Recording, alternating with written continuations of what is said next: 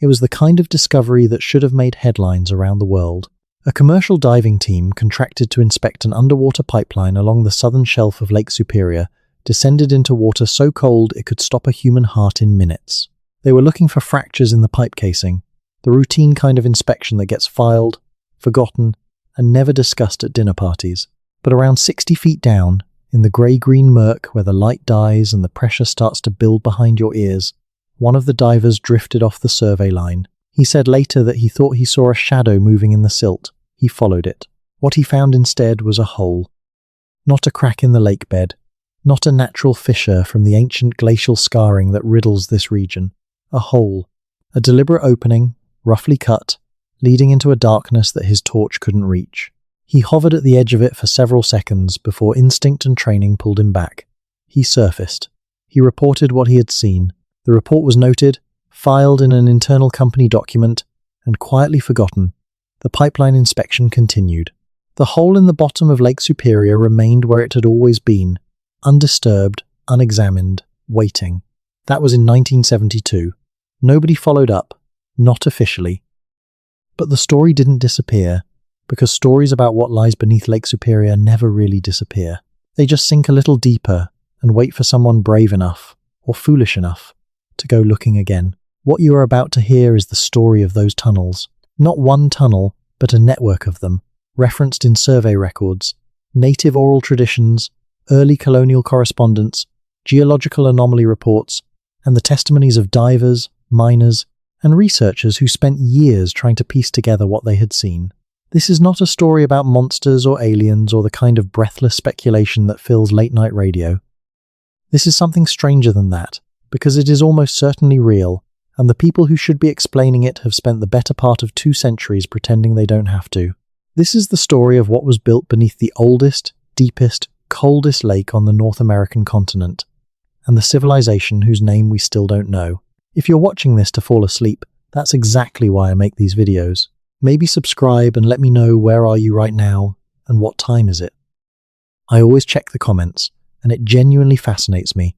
Someone in Minnesota, a few miles from the lake itself, someone in the Philippines at 3 a.m, someone in Ireland falling asleep to a mystery from a continent they've never visited, all of us drawn together in the dark by the same question, the oldest question, the one that has haunted every civilization that ever looked at the earth beneath its feet and asked, who was here before us? Let's start with the lake, because you cannot understand what was found beneath it without first understanding what it is. Lake Superior is not a lake the way most people think of lakes. It does not behave like a lake. It does not feel like one.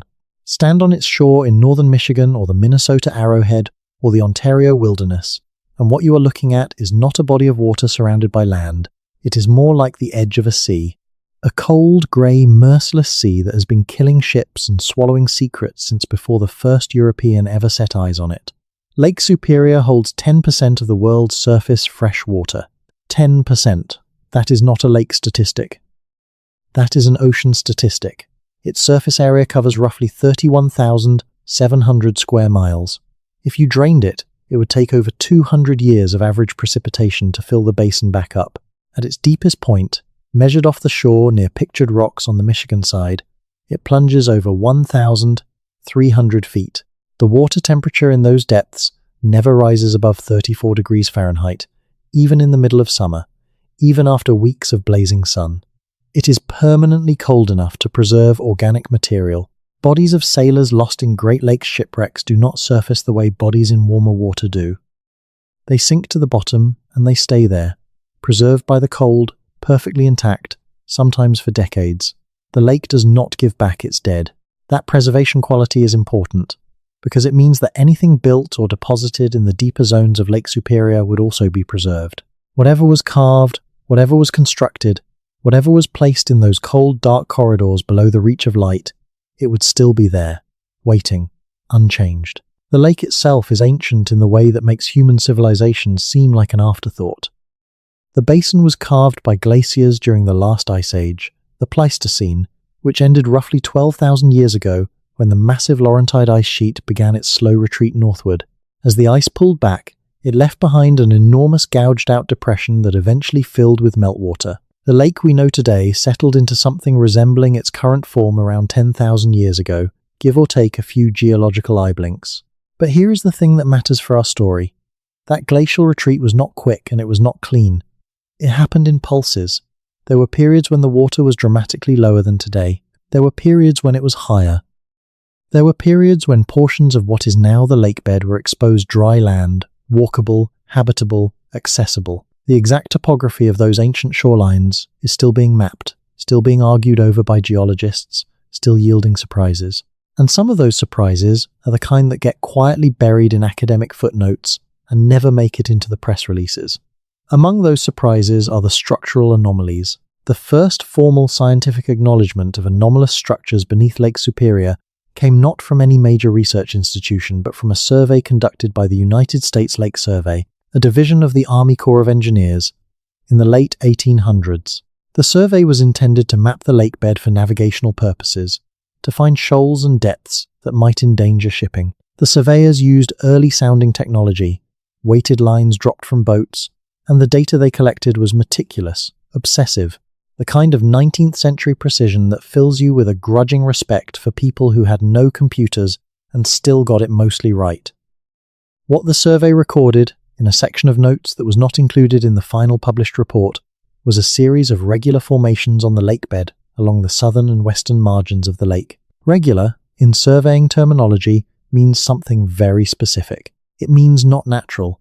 Natural formations in glacially carved basins are chaotic, irregular, shaped by the random violence of moving ice.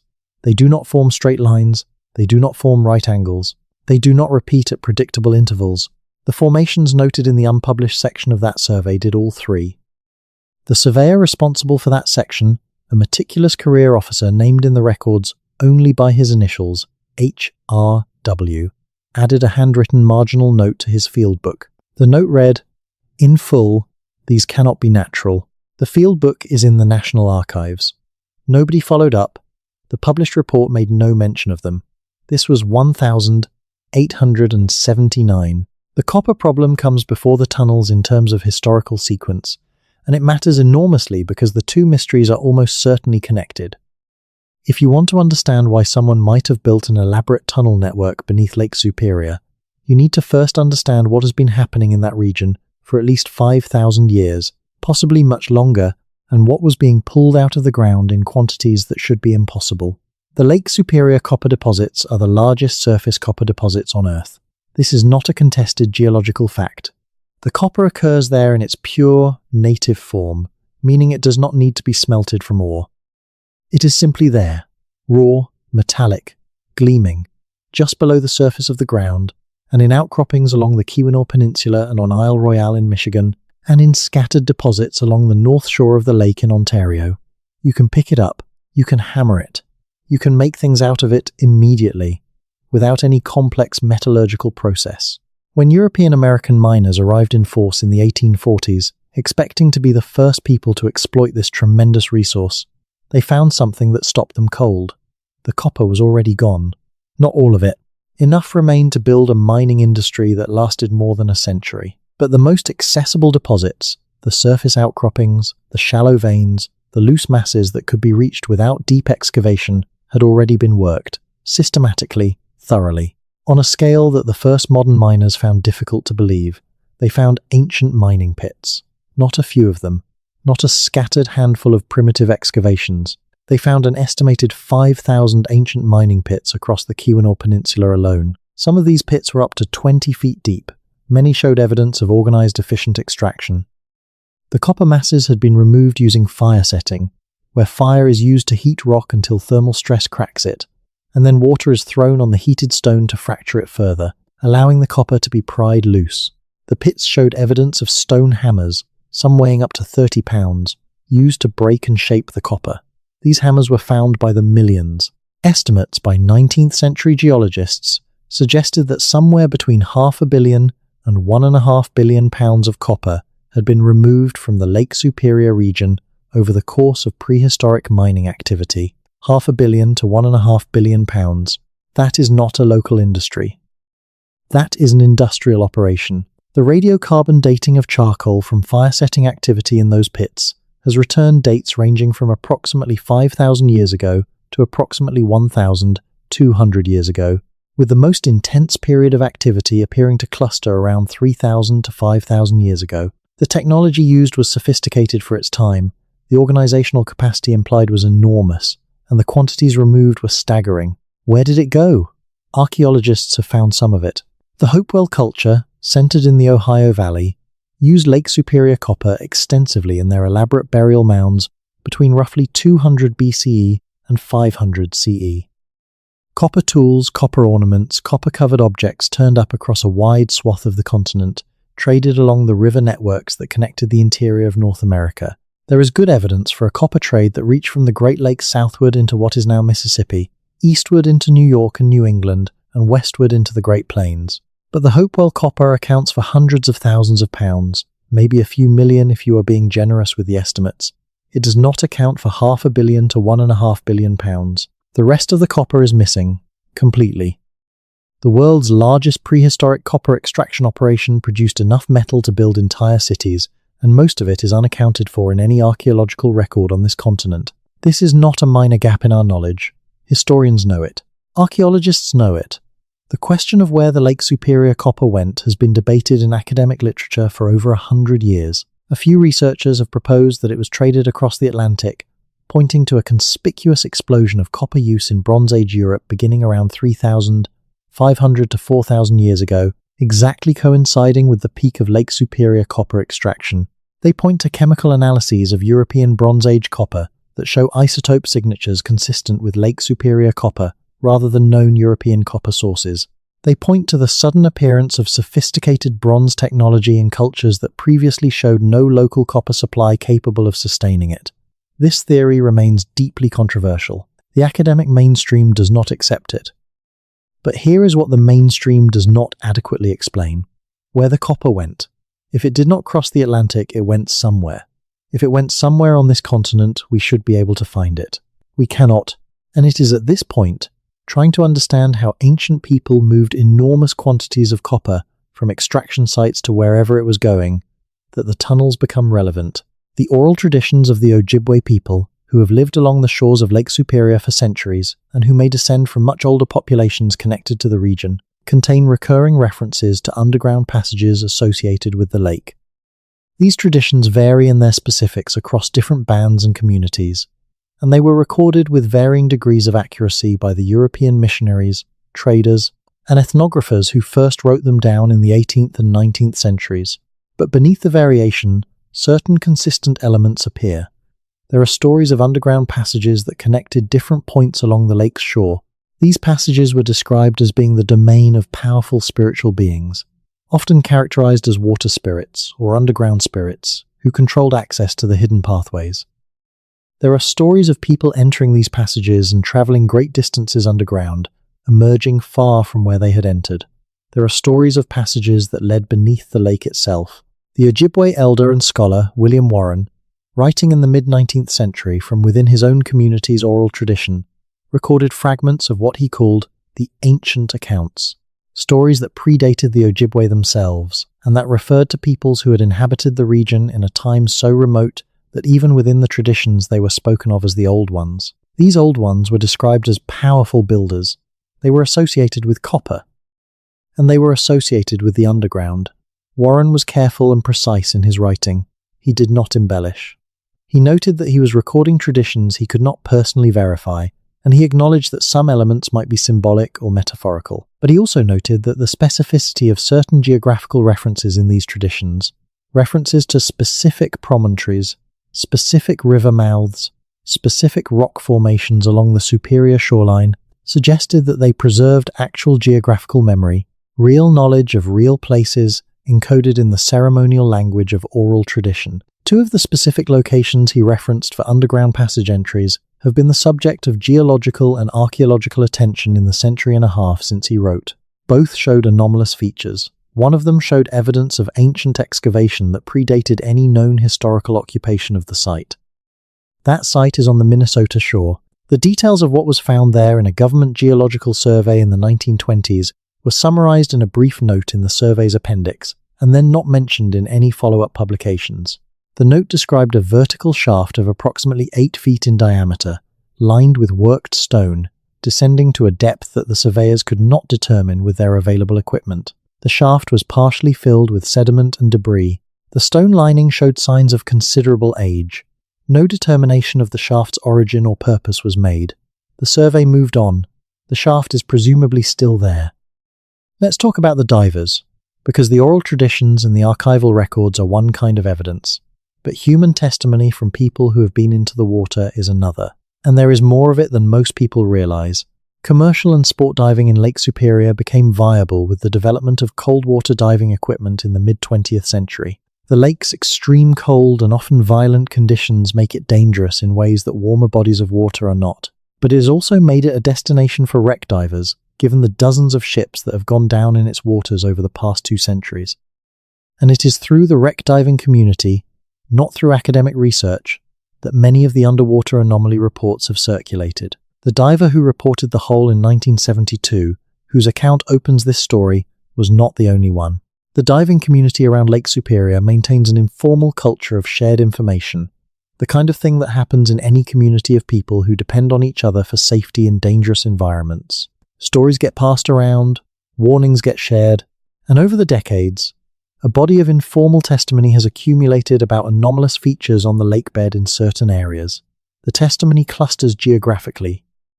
The areas most consistently referenced are the southern shelf between the Keweenaw Peninsula and the Apostle Islands, the western end of the lake near the Minnesota shore, and the northwestern area near Thunder Bay in Ontario. These are not random points on the map. The Keweenaw Peninsula is the heart of the ancient copper mining district. The Apostle Islands are home to some of the most significant known pre-Columbian sites in the western Great Lakes region. The Minnesota shore is where William Warren recorded his geographical references from Ojibwe oral tradition. Thunder Bay has its own history of anomalous discoveries, which we will get to. What the divers describe, in accounts collected by independent researchers over the past 40 years, is not consistent in every detail. Underwater visibility in Lake Superior varies enormously. Some divers work in nearly zero visibility. Others, in the right conditions, can see 60 feet or more. What is consistent is the general nature of the anomalies. Openings in the lake bed that do not conform to natural geological formations. In some cases, the openings are small, barely passable. In others, they are large enough to allow a diver through. The openings show, in several accounts, evidence of worked stone at their margins. Not naturally fractured rock, but stone that has been shaped. One account, from a diver who worked commercial salvage operations in the lake throughout the 1980s and agreed to be interviewed on the condition of anonymity, describes entering one of these openings to a depth of approximately 40 feet before his line ran out. He described a passage that was roughly rectangular in cross-section, wider than tall, running at a slight downward angle away from the lake bed. The walls of the passage were, he said, clearly worked. He could see tool marks. He could see, in places, what appeared to be cut stone fitted together in a way that was not random. He ran out of line and turned back. He did not return.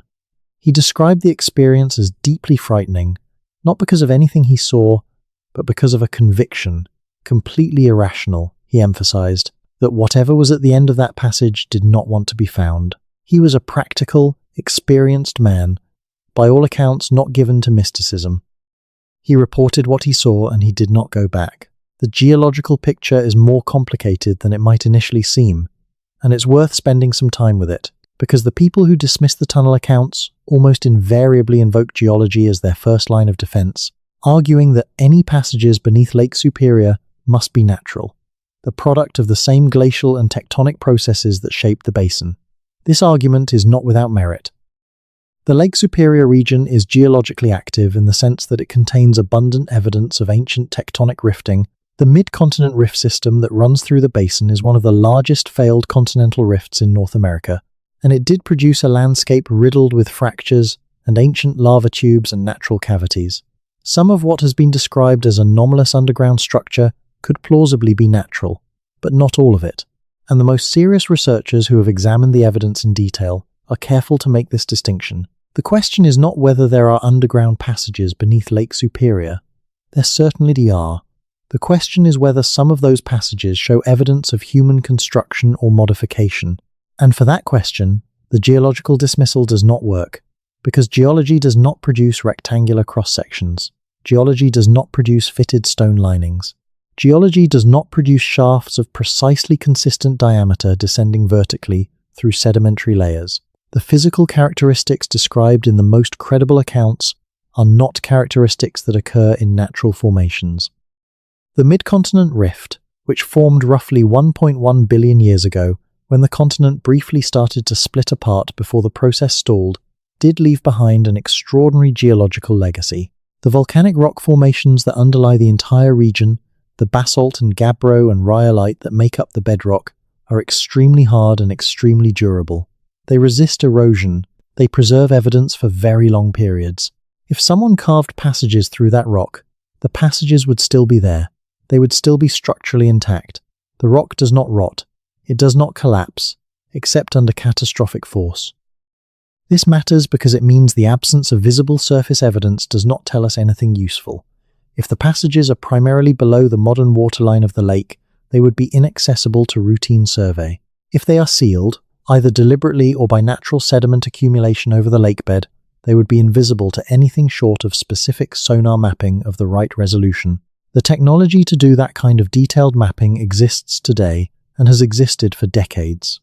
It has not been systematically applied to the areas of the lakebed where the anomaly reports cluster. There is no published reason for this. There is no argument that it would be wasteful or inconclusive. It simply has not been done. The copper connection brings us back to the central question of motive. Why would anyone build tunnels beneath a lake? What purpose could they possibly serve that could not be served more easily on dry land? The answer, when you start to understand the geography and the logistics of what was happening in this region during the prehistoric copper extraction period, becomes almost obvious. Consider the problem the ancient miners faced. They were extracting enormous quantities of copper from deposits spread along the Keweenaw Peninsula, Isle Royale, and the North Shore. They needed to move that copper somewhere. The lake itself was both a barrier and a highway. In summer, canoes could transport substantial loads across relatively calm water, but the lake's weather is famously unpredictable. Storms come up faster on Lake Superior than on almost any other body of water in North America. The history of the lake is a history of vessels caught by sudden storms, and while a birch bark canoe can survive conditions that would destroy a wooden ship, there are limits. The lake kills canoes too. In winter, the lake freezes along its margins and sometimes more extensively. Ice travel is possible, but dangerous and unpredictable. The ice on Lake Superior is notoriously unstable, subject to sudden cracking and heaving. Now imagine an alternative. An underground route. A passage that goes beneath the lake, beneath the storms, beneath the ice, maintaining a constant temperature year-round, accessible regardless of weather, immune to the seasonal violence of the surface. A route that could be used in any month, in any conditions, by people carrying heavy loads of raw copper or finished goods. A protected highway, invisible from the surface, connecting the extraction sites to whatever destination the copper was heading for. This is not a fantastical proposition. Humans throughout history have built tunnels for precisely this kind of reason, to move things safely through difficult terrain.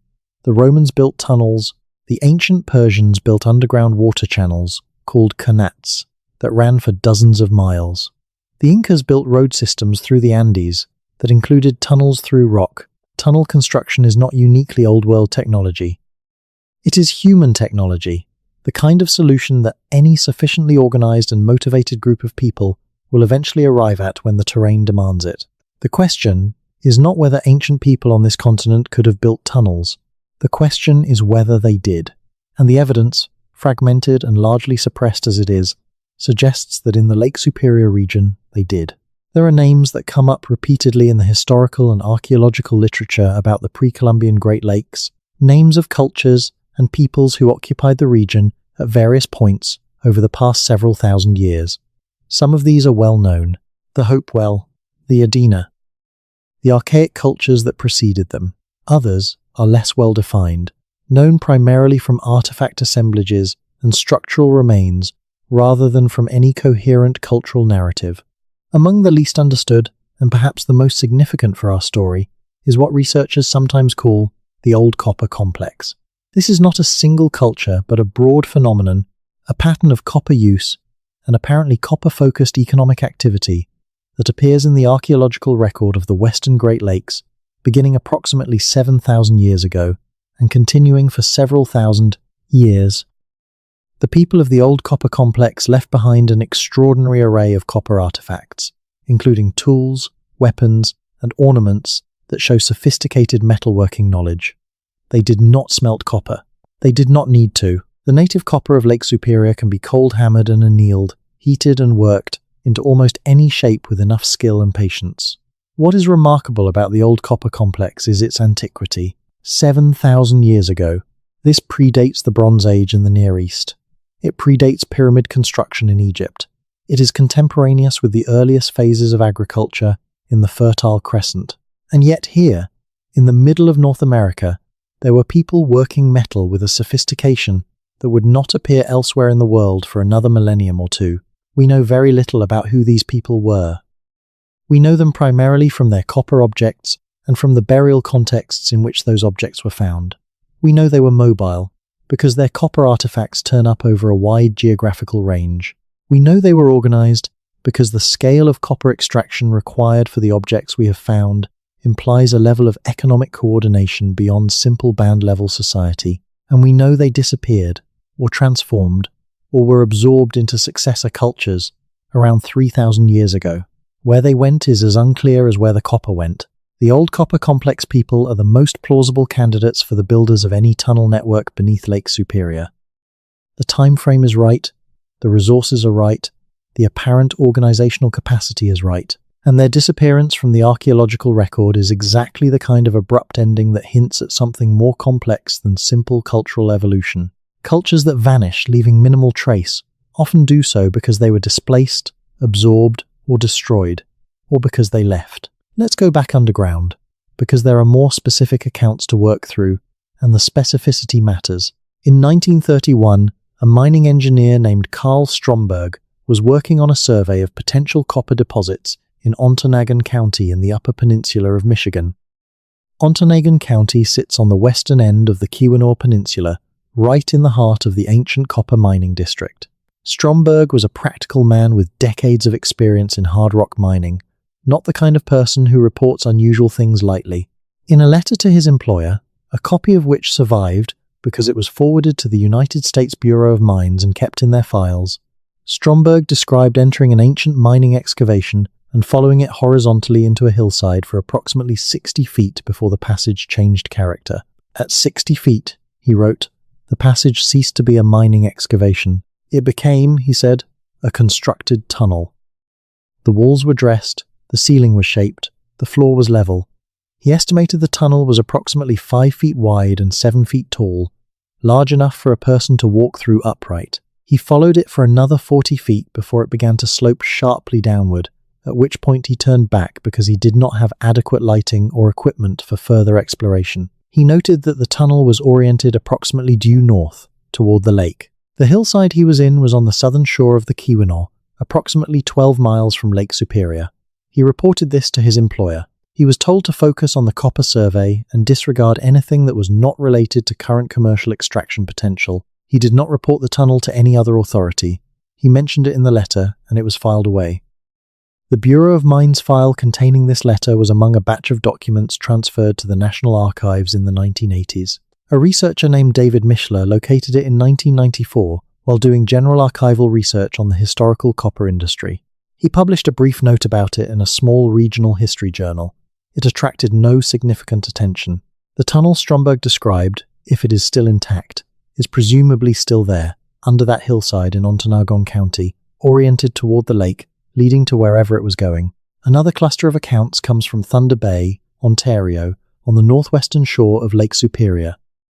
Thunder Bay sits at the head of a natural harbour formed by the Sleeping Giant, the extraordinary rock formation that dominates the view from the city, which legend says is the petrified form of a Nanabiju, a powerful spirit who was turned to stone when his secret was betrayed to the Europeans.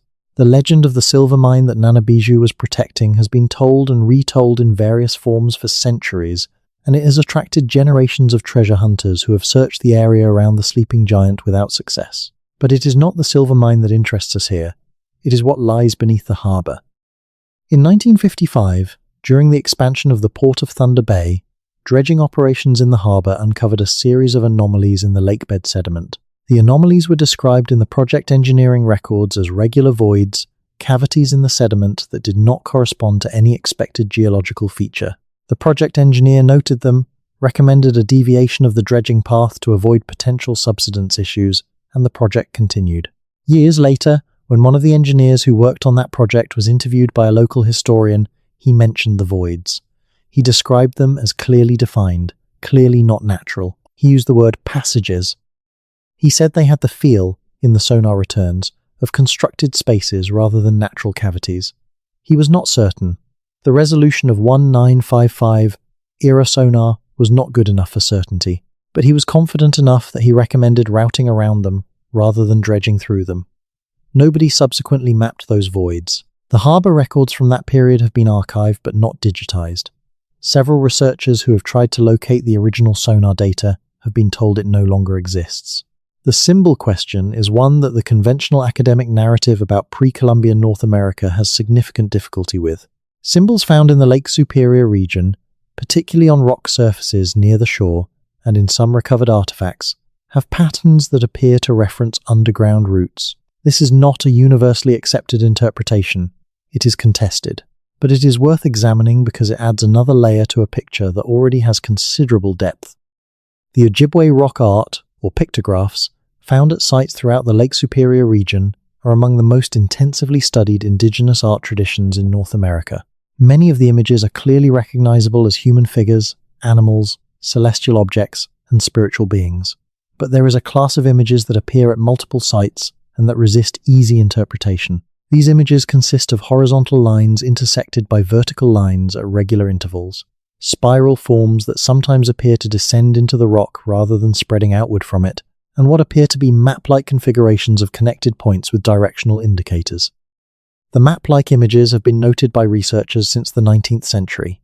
Some have been dismissed as purely ceremonial or astronomical. Others, particularly a group of images at a site on the north shore of the lake, have been analysed by researchers interested in their potential as navigational information. One such analysis, conducted in the 1970s by a researcher at a Canadian university who was studying the spatial relationship between the image locations and known archaeological sites, found a statistical correlation between certain image configurations and the locations of ancient mining pits. The correlation was not perfect, but it was strong enough to be unlikely to be random. The researcher presented this finding at a conference and it was not well received. The prevailing view at the time was that indigenous rock art should be interpreted primarily in spiritual and ceremonial terms, and that attempts to read navigational or practical information into it were a form of cultural reduction. The researcher published a paper, but it did not receive broad distribution. It sits in a university archive. If those images do represent something like a map of underground routes, they are consistent with oral traditions that describe the passages as real, physical places. They are consistent with the mining activity. And they are consistent with the sporadic but accumulating testimony of people who have found openings in the ground and in the lake bed that go somewhere.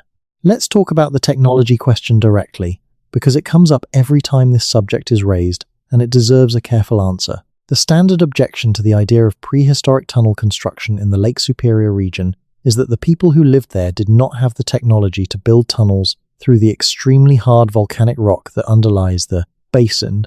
The Precambrian basalt and gabbro that forms the bedrock of the region is among the hardest rock in North America. Modern mining operations use explosive charges and heavy machinery to work through it.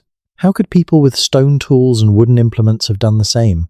The answer is that they demonstrably could, and they demonstrably did, in the mining pits. Those 5,000 ancient mining pits on the Keweenaw Peninsula were carved through exactly this hard volcanic rock, using fire setting and stone hammers. It was slow, it was labor-intensive, but it worked. The evidence is sitting in the ground in Ontonagon County and Houghton County and all along the peninsula. You cannot argue that the technology was insufficient when the technology's products are physically present and measurable. The question then becomes one of scale and organization. Building passages through hard rock is possible. Building a network of passages extending beneath a large lake is another order of magnitude of difficulty. It requires sustained organizational capacity over long periods of time. It requires the ability to mobilize large numbers of workers. It requires some system of directing and coordinating the work. None of these requirements are out of reach for a culture capable of organizing the extraction of 500 million pounds of copper. The organizational capacity implied by the mining operation is itself enormous. The logistics of moving that much copper, coordinating the labor, provisioning the workers, managing the distribution, all of this requires social complexity well beyond what archaeologists typically attribute to the old copper complex people. But the copper itself is the evidence. It happened. The organizational capacity existed. If the same people who organized a continent-scale copper industry also organized the construction of a network of underground passages to facilitate that industry, we should not be surprised. We should be looking for the evidence. There is also a subtler point to be made about the relationship between tunnel construction and the specific geological context. The Lake Superior region is not uniformly composed of the hardest possible rock. There are softer sedimentary layers, limestone and sandstone formations, particularly along the southern shore, that would have been far easier to work with primitive tools. The Pictured Rocks National Lakeshore in Michigan, one of the most striking geological formations on the lake, consists primarily of sandstone, soft enough to carve with stone tools in a reasonable amount of time. Several of the anomalous shaft and passage accounts from the South Shore describe formations that could be in softer rock. The specific geology matters, and it varies enough along the lake's perimeter that sweeping generalizations about construction impossibility do not hold up. The question of who preceded the Ojibwe in the Lake Superior region is one of the genuinely unresolved questions of North American archaeology, and it is more interesting and more complicated than it might initially seem. The Ojibwe, or Anishinaabe, oral traditions themselves record multiple migrations and periods of settlement along the Great Lakes, and they explicitly acknowledge the existence of earlier peoples in the region. The Great Migration tradition, which describes a journey along the Great Lakes from an eastern origin, contains references to peoples already living in the western Lake Superior area when the Ojibwe arrived. These earlier peoples are variously described in different versions of the tradition. Sometimes they are straightforwardly human predecessors. Sometimes they have qualities that are more ambiguous. Archaeological evidence confirms that the region was occupied by multiple distinct populations before the historical Ojibwe period. The Laurel Complex, which occupied the area from roughly 2,000 years ago to roughly 1,000 years ago, left behind distinctive ceramic traditions and burial mounds that show influence from both the Hopewell cultures to the south and populations to the north.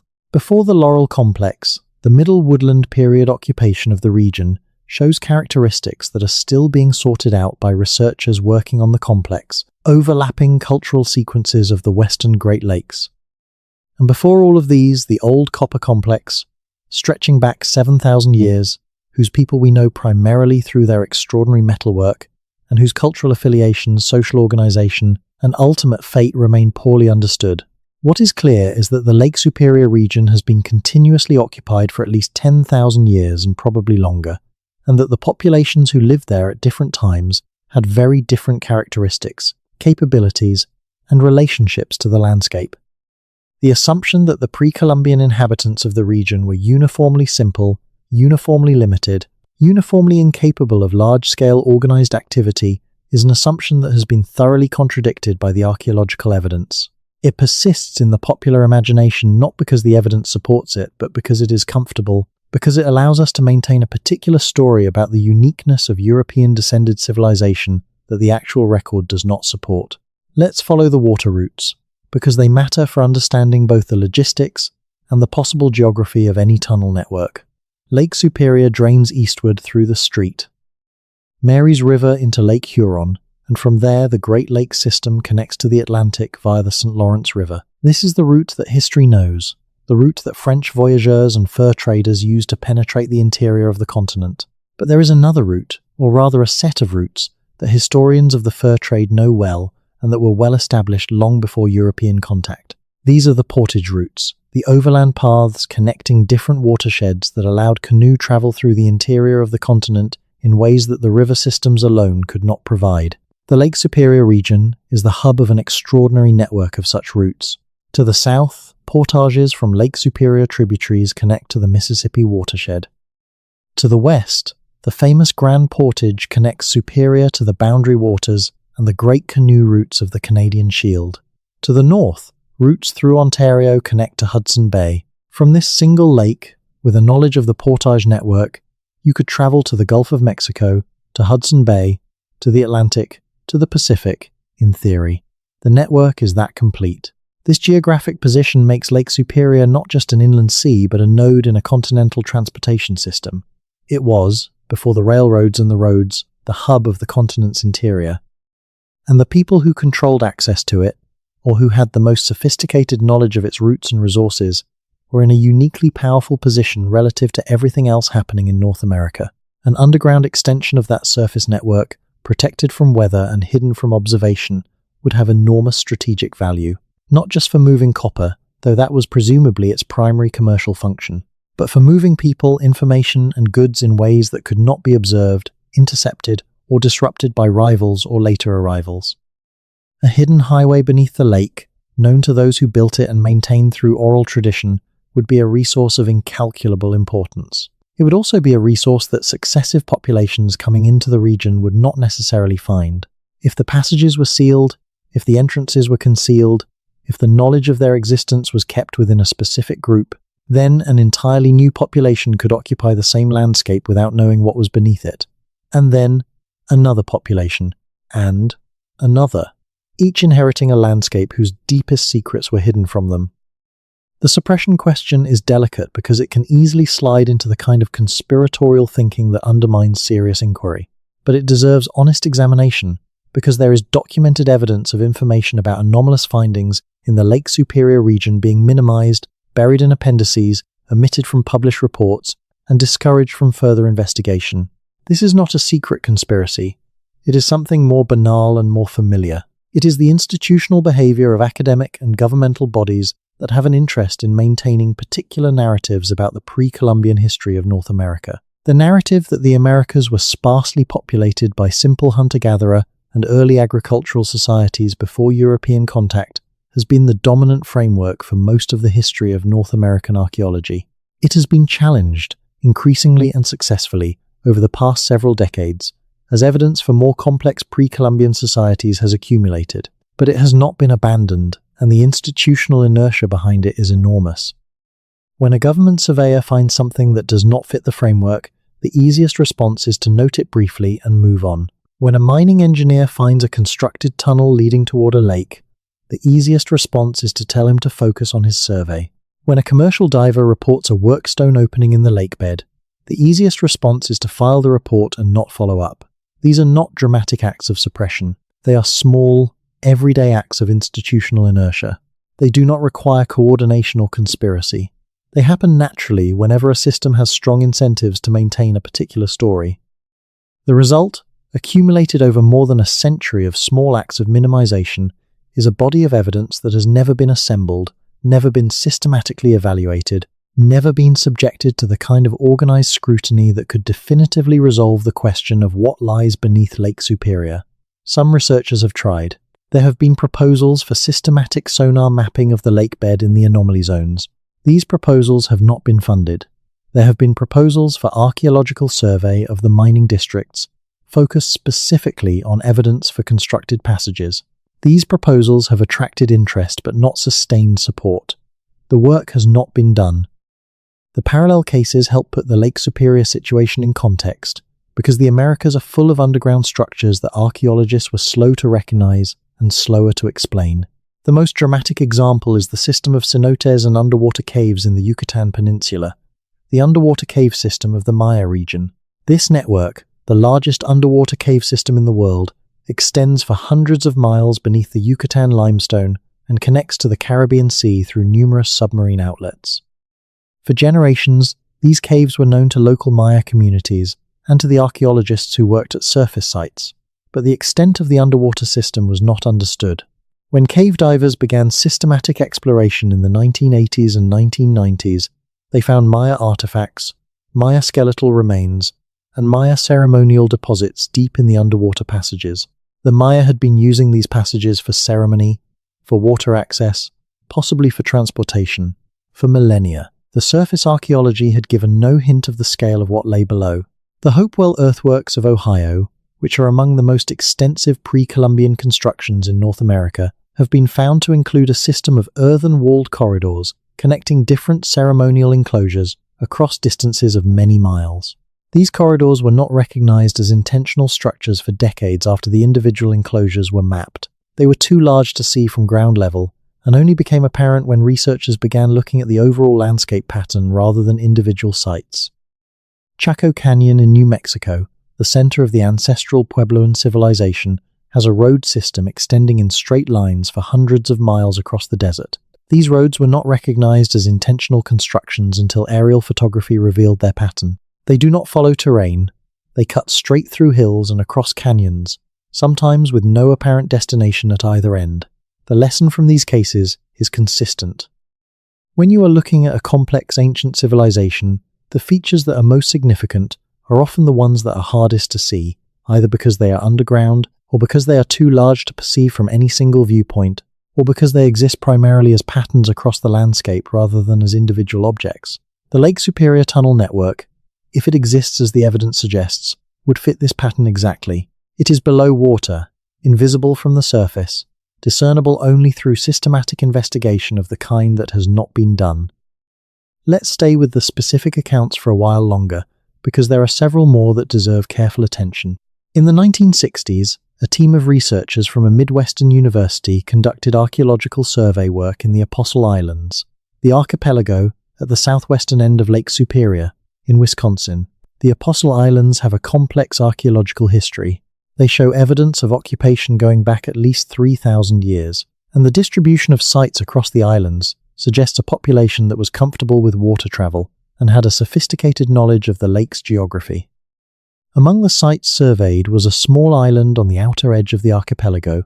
The site showed surface evidence of extensive occupation, including lithic scatter, fire-cracked rock from hearths, and traces of what appeared to be structural features. The survey team noted the site in their records and conducted limited test excavations. In one test pit, at a depth of approximately 3 feet below the modern surface, they encountered a vertical void. The void was circular, approximately 3 feet in diameter, clearly artificial. It descended below the depth they could safely excavate without rise-hole collapse. They recorded it, photographed it, measured it, and noted that it resembled other ancient shaft features recorded in the region, drawing a specific parallel to documented shaft features associated with old copper complex sites on the Keweenaw Peninsula. They recommended further investigation. The recommendation was not acted on. The site was included in a survey report that was filed with the State Archaeological Office. A subsequent researcher who attempted to locate the site in the 1990s found that the specific island's archaeological records had been consolidated into a broader database in a way that made the individual site details difficult to access. The photographs from the original survey could not be located. The researcher was eventually told that the original field records had been partially damaged in a storage facility flood. The shaft is presumably still there, if the island has not been significantly altered. The Apostle Islands are now a national lakeshore, and access to archaeological sites is regulated. Permits for research excavation in the area are theoretically available, but require lengthy review processes.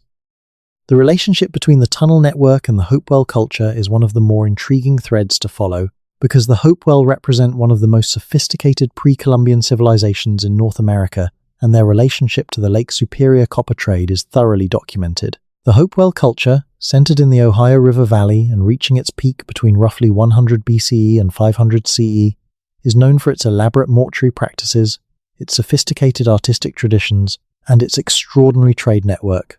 The Hopewell interaction sphere, as archaeologists call it, connected communities across an enormous swath of the continent. Objects made from Gulf Coast marine shells appear in Hopewell burials in Ohio. Objects made from Yellowstone obsidian appear in Hopewell sites far from Wyoming. And copper, primarily from Lake Superior, appears everywhere in the Hopewell world, in quantities and worked forms that demonstrate intimate familiarity with the metal and centuries of craft tradition. The Hopewell trade network required infrastructure. It required routes, reliable and navigable, along which goods could move. The river systems of the eastern United States, the Ohio, the Mississippi, the Illinois, all provided natural corridors for canoe transport. But the connection between these river systems and the Lake Superior copper sources required traversing the Great Lakes, which are large, unpredictable, and dangerous. Some researchers have proposed that Hopewell involvement in the Lake Superior copper trade may have been more sophisticated than simple overland portage and canoe transport would imply. The quantities of copper involved, the consistency of supply over several centuries, and the logistical complexity of moving metal from extraction sites on the Keweenaw Peninsula to distribution centers in Ohio suggest an infrastructure that was well organized and well maintained. Whether that infrastructure included underground passages is, like so much else about this topic, undetermined. What is clear is that the people who operated the Hopewell trade network were capable of extraordinary organizational feats. The construction of the Great Hopewell Earthworks in Ohio required mobilizing thousands of workers over generations to move millions of cubic feet of earth in precise geometric patterns. People who could build that could also build passages through rock if they had a reason to. Somewhere in this story, there is a body of encoded geographical information that has never been fully decoded. It exists in pieces across several different source traditions, and the pieces fit together imperfectly, but suggestively. The Ojibwe oral tradition preserves the locations of underground passage entries in symbolic form, encoded in the names of specific places and in the narratives attached to those places. The names are often translated into English in ways that lose their navigational content, but some researchers who have worked with Ojibwe-speaking elders in the context of traditional ecological knowledge have reported that certain place names carry multiple layers of meaning, including what might be called directional memory, information about what lies beneath a named place, or in what direction a named route leads from it. This kind of encoded geographical information is well documented in other Indigenous traditions.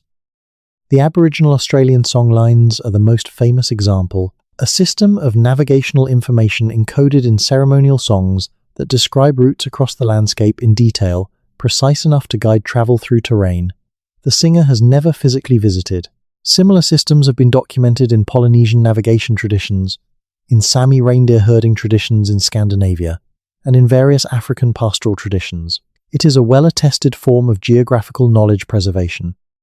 If the Ojibwe traditions encode similar information about underground routes in the Lake Superior region, decoding it would require sustained collaboration between Ojibwe cultural knowledge holders and researchers who understand the physical geography of the region in sufficient detail to test the encoded information against reality. This kind of collaboration has happened in some contexts in North American archaeology with productive results. It has not been applied systematically to this particular question. There is also, separately, a body of potentially relevant information in the Great Mound Survey literature of the 19th century. The Smithsonian Institution sponsored a systematic survey of mounds and earthworks across the eastern United States in the 1880s, conducted by Cyrus Thomas and his colleagues. The Thomas survey covered thousands of sites and produced an enormous published report. It is a foundational document in North American archaeology, but the survey also generated a large body of unpublished field notes, correspondence, and supplementary records that remain in the Smithsonian archives and have been only partially examined by subsequent researchers. Among the areas covered by the Thomas survey were sites in the Upper Peninsula of Michigan and along the south shore of Lake Superior. The published report for these areas is brief and treats the sites as relatively unremarkable. Several researchers who have examined the original field notes from these surveys have noted that the notes contain more detail than the published summary suggests, including, in at least one case, a reference to an underground feature that was not included in the final report. The specific nature of this feature cannot be determined from the available secondary accounts of the notes. The original Thomas survey field notes from the Lake Superior sites are in the Smithsonian archives. They are accessible to qualified researchers. To the best of available knowledge, no one has conducted a systematic review of them, with the specific question of underground structures in mind. The problem of dating is one of the central challenges in this whole inquiry. Even if we accept the physical reality of constructed passages beneath Lake Superior, determining when they were built requires direct access to the materials, which we do not have. The radiocarbon dating of charcoal from the ancient mining pits on the Keweenaw has given us a time range for mining activity, but that does not tell us when the passages were built. The passages could be contemporaneous with the peak mining period, roughly 3,000 to 5,000 years ago. They could be earlier, built by populations before the old copper complex peak. They could be later, built by Hopewell-associated peoples during the height of the copper trade. They could represent construction over multiple periods, extended and modified by successive cultures. Without being able to physically sample materials from inside the passages, we cannot answer this question. And to sample those materials, we need to find the passages. The dating question is important because it bears on the question of builders. If the passages date to 5,000 years ago or earlier, they're associated with the old copper complex and its predecessors. If they date to 2,000 years ago, they may be associated with Hopewell or with the complex of cultures that participated in the Hopewell interaction sphere. If they date to 1,000 years ago, they may be associated with the Mississippian cultures that succeeded the Hopewell and that built the most sophisticated pre-Columbian societies in eastern North America, including the great city of Cahokia near modern St. Louis, which at its peak had a population larger than contemporary London. The Mississippian connection is worth a moment's attention. Cahokia, at its height around 1100 CE, was a city of perhaps 20,000 people with elaborate ceremonial architecture, a sophisticated social hierarchy, and extensive trade connections reaching across the continent. The Mississippian trade network, like its Hopewell predecessor, included Lake Superior copper among its important commodities, and the Mississippian period coincides with a phase of renewed activity at some of the ancient mining sites, suggesting that copper extraction continued into this relatively recent pre-Columbian period. If Mississippian period people were still extracting copper and still using the Lake Superior region as a commercial resource, they may also have been using, maintaining, or extending whatever underground infrastructure their predecessors had built. The passages, if they exist, need not have been built in a single period. They may represent a long tradition of underground construction, accumulated over millennia. Let's revisit the most puzzling element of this story, the element that no amount of historical reconstruction or theoretical modeling can fully explain: the missing copper. We have established that somewhere between 500 million and 1.5 billion pounds of copper were removed from the Lake Superior region over a period of roughly 4,000 years. We have established that a fraction of this copper is traceable in North American archaeological contexts. We have established that the remainder is unaccounted for. There are only three possible explanations. Either the estimates of copper extraction are dramatically wrong, or the copper went somewhere on this continent that we have not found, or the copper left this continent. The extraction estimates are not dramatically wrong. They are based on the physical dimensions of the ancient mining pits, on the volume of material removed from those pits, on the copper content of the ore from which that material was taken, and on the density of the waste dumps associated with the pits. These calculations have been done by multiple independent researchers using different methodologies and have produced consistent results. The estimates may be off by some percentage, but not by the order of magnitude needed to make the unaccounted copper disappear. The possibility that the copper is somewhere on this continent, but has not been found, is real but problematic.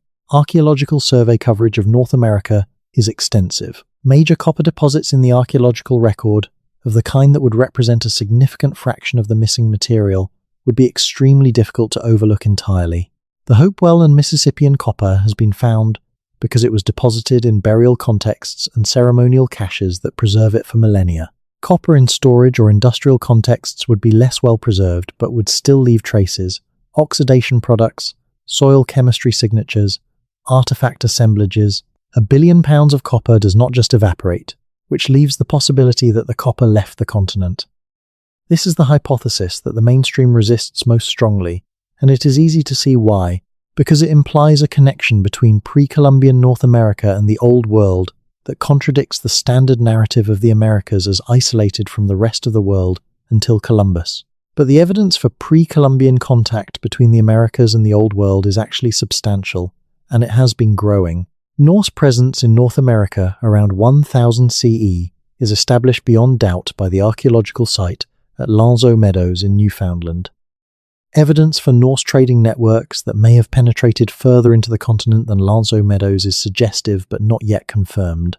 Evidence for earlier contacts, Polynesian contact with South America, possible contact between populations around the Pacific Basin at various periods, is accumulating in genetic and archaeological studies. The Bronze Age Atlantic trade hypothesis, which proposes that European Bronze Age traders, or their intermediaries, were crossing the Atlantic and accessing the Lake Superior copper supply, remains controversial.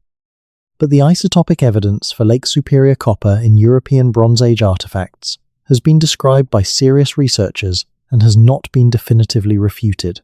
If the hypothesis is correct, the tunnel network takes on an additional dimension of significance. Not just an internal transportation system for a local industry, but the infrastructure connecting an extraction site to a genuinely global trade network. The passages beneath Lake Superior, in this reading, would be not just a regional curiosity but a node in a Bronze Age world economy whose scope we are only beginning to appreciate. Let's go back to the water for a moment, because there is one more specific account that deserves careful attention. In 1976, a research team from the Great Lakes Environmental Research Laboratory, a federal scientific agency, was conducting a survey of thermal gradients in the western end of Lake Superior near Duluth, Minnesota. The survey was related to understanding the lake's circulation patterns and had nothing to do with archaeology or history. The team was using temperature sensors deployed at various depths, and they were also monitoring water chemistry at selected locations. At one location, approximately 3 miles offshore from the Minnesota shore, at a depth of roughly 90 feet, the water chemistry sensors detected an anomaly. The water showed elevated levels of dissolved minerals, specifically calcium and magnesium carbonates, in a pattern that did not correspond to any known surface input or natural upwelling. The pattern was consistent with water that had passed through carbonate rock formations, which is common in many parts of the Great Lakes Basin. But it was highly localized, concentrated in a specific area rather than diffused through the surrounding water, which would be expected if it was simply natural upwelling. The team noted the anomaly, included it in their data, and one member of the team, in a written comment appended to the internal data report, suggested that the pattern might be consistent with a subsurface inflow from a passage through carbonate rock. He noted that the localization of the anomaly suggested a point source rather than a diffuse one, which would be more consistent with a constructed opening than with natural fracturing. This comment was in an internal document. It was not published. The GLERL report for that survey mentioned the anomaly in a single line and attributed it to unknown natural causes. The location of the anomaly, 3 miles offshore from the Minnesota shore near Duluth, corresponds to an area that has been referenced in Ojibwe geographical traditions as a location associated with underground routes. The correspondence may be coincidental. It may not be. At this point in the story, a reasonable person might ask, why doesn't someone simply go look? Why haven't the answers been found? We have the technology. We have sonar capable of mapping the lakebed at resolutions that would reveal artificial structures. We have remotely operated vehicles capable of entering and exploring passages too small or too dangerous for human divers. We have the analytical capabilities to date materials recovered from such passages with great precision. We have the institutional structures for doing large-scale scientific investigation. Why has none of this been systematically applied to the question of what lies beneath Lake Superior? Part of the answer is funding. Archaeological research is chronically underfunded relative to its potential importance. Priority is typically given to sites that have already been identified as significant, and the identification of a site as significant requires prior investigation that may not have happened. The Lake Superior tunnel question is in a particularly difficult position because the primary evidence for the tunnels is either underwater and therefore requires specialized and expensive investigation, or buried in unpublished archives that have not been systematically reviewed. You cannot make a compelling case for funding to investigate something when you cannot point to the thing itself.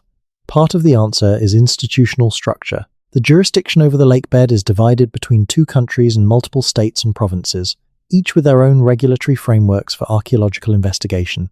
Conducting systematic research on underwater archaeological sites in Lake Superior requires navigating a bureaucratic complexity that discourages all but the most determined and well-resourced efforts. Part of the answer is the theoretical framework issue already discussed. A researcher who proposes systematic investigation of prehistoric tunnel networks beneath Lake Superior is proposing something that sits outside the mainstream narrative of pre-Columbian North America. Peer review and grant committees are not historically hospitable to proposals that challenge foundational assumptions of the field. The risk to a research career of pursuing this kind of investigation can be significant. And part of the answer, to be honest, is that the evidence has not been assembled in a way that makes the case compellingly enough to force the question. The accounts are scattered across archives, unpublished reports, informal testimonies, oral traditions, and scattered journal publications. No one has yet done the systematic work of gathering all of this evidence, evaluating it carefully, and presenting it in a form that demands a response from the scientific community. That work needs to be done, Let's think about what the tunnels mean for how we understand pre-Columbian North America, if they are real, because the implications extend well beyond the specific question of what is beneath Lake Superior. The dominant narrative of North American prehistory presents a continent inhabited by populations at various levels of complexity, from simple hunter-gatherers to early agricultural societies to more complex chiefdom-level societies, with the most complex pre-Columbian civilization represented by the Mississippian culture and its Cahokian center. This narrative places North America well behind the Old World in terms of social and technological development at the time of European contact. The Lake Superior Tunnel network, if it was built on the scale suggested by the evidence, implies something very different.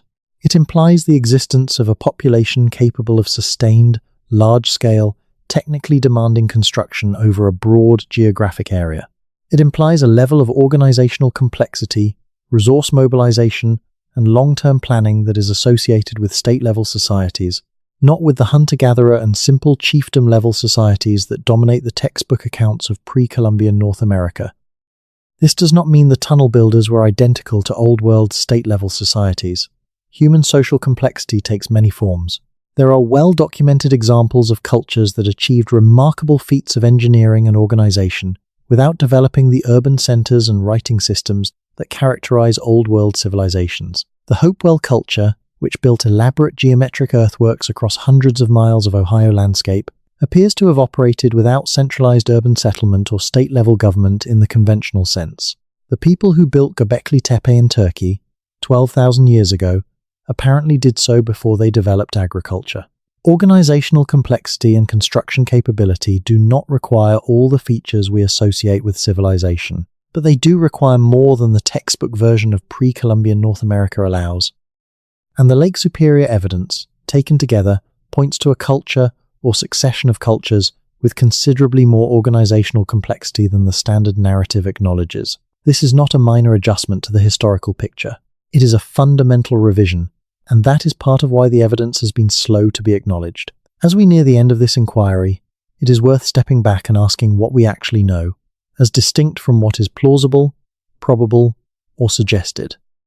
We know that the Lake Superior region was the site of a prehistoric copper mining operation of extraordinary scale, probably the largest in the pre-Columbian world and possibly in the world of its time. We know that the vast majority of the copper extracted from that operation is unaccounted for in any known archaeological context. We know that the region's geological character, hard volcanic rock with natural fracture systems, is consistent with the construction of underground passages by any sufficiently motivated and organized population. We know that native oral traditions of the region consistently reference underground passages associated with the lake.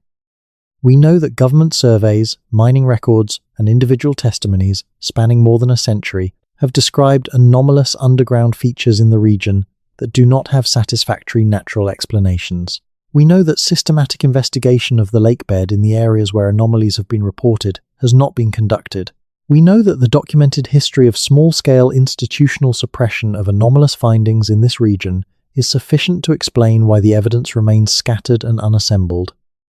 What we do not know is the extent of any tunnel network, its age, its builders, its purpose beyond the obvious connection to copper transport, its current physical state, or its precise geography. What we cannot know, until someone does the investigation, is whether the passages that have been described can be physically located, entered, sampled, and understood. The investigation has not been done. The question remains open. The lake is still there, of course. You can drive to its shore tonight, if you are close enough. You can stand on the beach at Pictured Rocks or Porcupine Mountains or Grand Portage and look out over water so vast and cold and indifferent that it seems less like a lake and more like a judgment. The water does not care about your theories.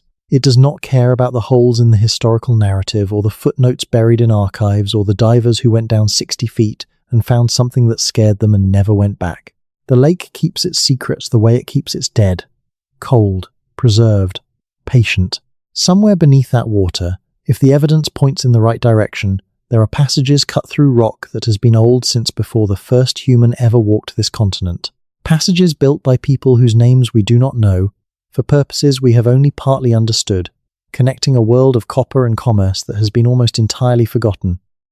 Those passages are not rumor, they are not legend in the pejorative sense. They are physical spaces, real places, existing in the geological reality of the lake's floor and the rock beneath it, as real as anything else that has survived the 10,000 years since the glaciers left. They are waiting to be found, or perhaps more accurately, they are waiting to be found again. Because the people who built them knew exactly where they were, and for some period of time that knowledge was maintained, passed down, encoded in place names and songs and ceremonial traditions that survived long after the passages themselves fell out of active use. That knowledge has been thinning for generations. Each elder who carries it without a successor represents another strand of the connection being lost. The Ojibwe communities around the lake are not a museum.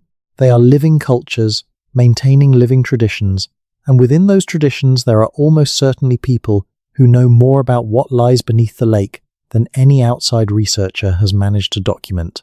Whether and how that knowledge could be made available for investigation with the respect and collaboration it deserves is a question that has not been adequately addressed. But the question, like the lake, is still there. There is a particular kind of frustration that comes with a mystery like this one. It is not the frustration of a puzzle with a missing piece. It is the frustration of a puzzle that has been actively scattered. Not necessarily out of malice, not in most cases, but out of something that may be even more damaging in the long run. Out of a collective decision made over and over again by dozens of small institutional actors over more than a century to treat the pre-Columbian history of North America as less interesting, less important, less worthy of sustained serious investigation than the histories of other regions of the world. That decision has costs. It has costs for our understanding of human history, because the story of what happened in North America before European contact is a genuine part of the human story, connected to all the other parts, and its absence from our understanding leaves the overall picture incomplete in important ways. It has costs for the descendant communities of those prehistoric cultures, whose history and whose ancestors are diminished by the refusal to take seriously what was accomplished. And it has costs for us, whoever we are and wherever we are listening to this, because we live in a world shaped by all of its history, including the parts that have been most thoroughly obscured. The tunnels beneath Lake Superior, if they are there in the form the evidence suggests, are not just an archaeological curiosity. They are the surviving infrastructure of a civilization, or a succession of civilizations, that operated on a scale and with a sophistication that our standard narratives do not acknowledge. Finding them, studying them, understanding them, would require revising not just our knowledge of the Great Lakes region, but our understanding of what was happening in North America for the thousands of years before any European set foot here. That revision is overdue. The evidence for it is sitting in cold water, in archived field notes, in oral traditions, in the testimony of people who went down into the dark and saw something they could not explain. All of it waiting for the investigation that has not happened. All of it pointing, quietly and persistently, toward the same conclusion. Someone was here. Someone built something. Something is down there. And we have not yet been willing to look. So here you are, in whatever part of the world you occupy tonight, lying in whatever darkness surrounds you, having travelled in the space of these hours, from a cold lakeshore in the northern United States down through 5,000 years of copper and silence and unanswered questions, the lake is still there, unchanged by anything we think about it. The rock is still there, as hard and patient as it has been for 1 billion years. Whatever was cut through that rock, if our reading of the evidence is correct, is still there too. The mystery of the tunnels beneath Lake Superior is not one of those mysteries that will remain mysterious forever, because there is nothing real at its center. It is a mystery that is solvable. The technology to solve it exists. The institutional will to solve it has not yet been assembled. But these things change. Mysteries that seemed permanent, civilizations whose existence was considered mythological, have been confirmed by a single season of excavation. Waters that were believed to hold nothing have yielded extraordinary things when someone finally went to look. Lake Superior has held its secrets for a very long time. But secrets are not the same as vanished truths. The truth of what was built there, and by whom and why and where it went, is preserved in the cold and the darkness, exactly where it was left, waiting. The question is whether we will choose to ask it. Thank you for spending this time in the dark with a story that the history books have not yet told. If this journey moved something in you, if it left you with the particular restlessness that comes from a genuine question that has not been answered, then it has done what it was meant to do. You can find more of these long, slow investigations here on this channel, stories about the things that did not make it into the textbooks and the civilizations that have been waiting longer than anyone should have to wait to be understood. If you want to be here when the next one comes, subscribing is the simplest thing you can do. And if you feel like leaving a word, a comment, a location, a time, I read them. And the map of where these stories reach in the dark is one of the most quietly extraordinary things I know. Rest well. The lake is still there. It will still be there in the morning, but so will the questions. And somewhere, 60 feet beneath the cold grey water, there is a hole in the lake bed that nobody has followed to its end. It is waiting. There is one more thread to pull on before we let this rest, and it is the thread that connects all of the others in a way that is both the most speculative and, paradoxically, the most grounded in what we actually know about how ancient peoples thought about the world and organized their relationship to it. Every culture that has lived in close proximity to Lake Superior for long enough has developed a cosmology that places the lake at the center of the world, not metaphorically, literally. The lake is not the edge of the known world in these traditions. It is the axis of it, the place from which the world extends in all directions, the place where the boundary between the surface world and the deeper world below the surface is thinnest and most permeable. The Ojibwe traditions speak of Michipiku, the Great Lake creature, in ways that researchers have long interpreted as mythological embellishment. But the underlying structure of the tradition, stripped of its supernatural framing, describes a set of underground water routes connecting Lake Superior to other bodies of water, routes that are navigable by those with the proper knowledge and the proper relationship to the beings that guard them. In the tradition, these routes are not metaphors, they are places. They have specific entry points that are geographically located.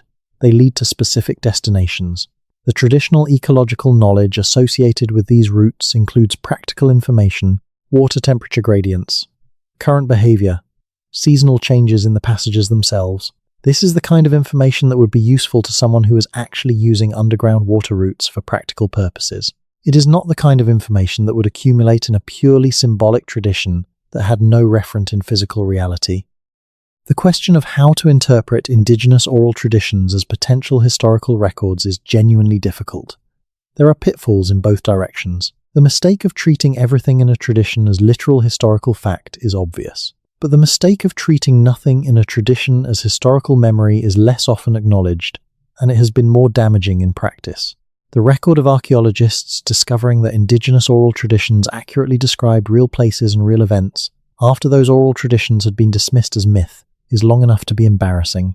The Aboriginal Australian traditions about drowned coastlines, which accurately describe geological events that occurred thousands of years ago, are perhaps the most striking example.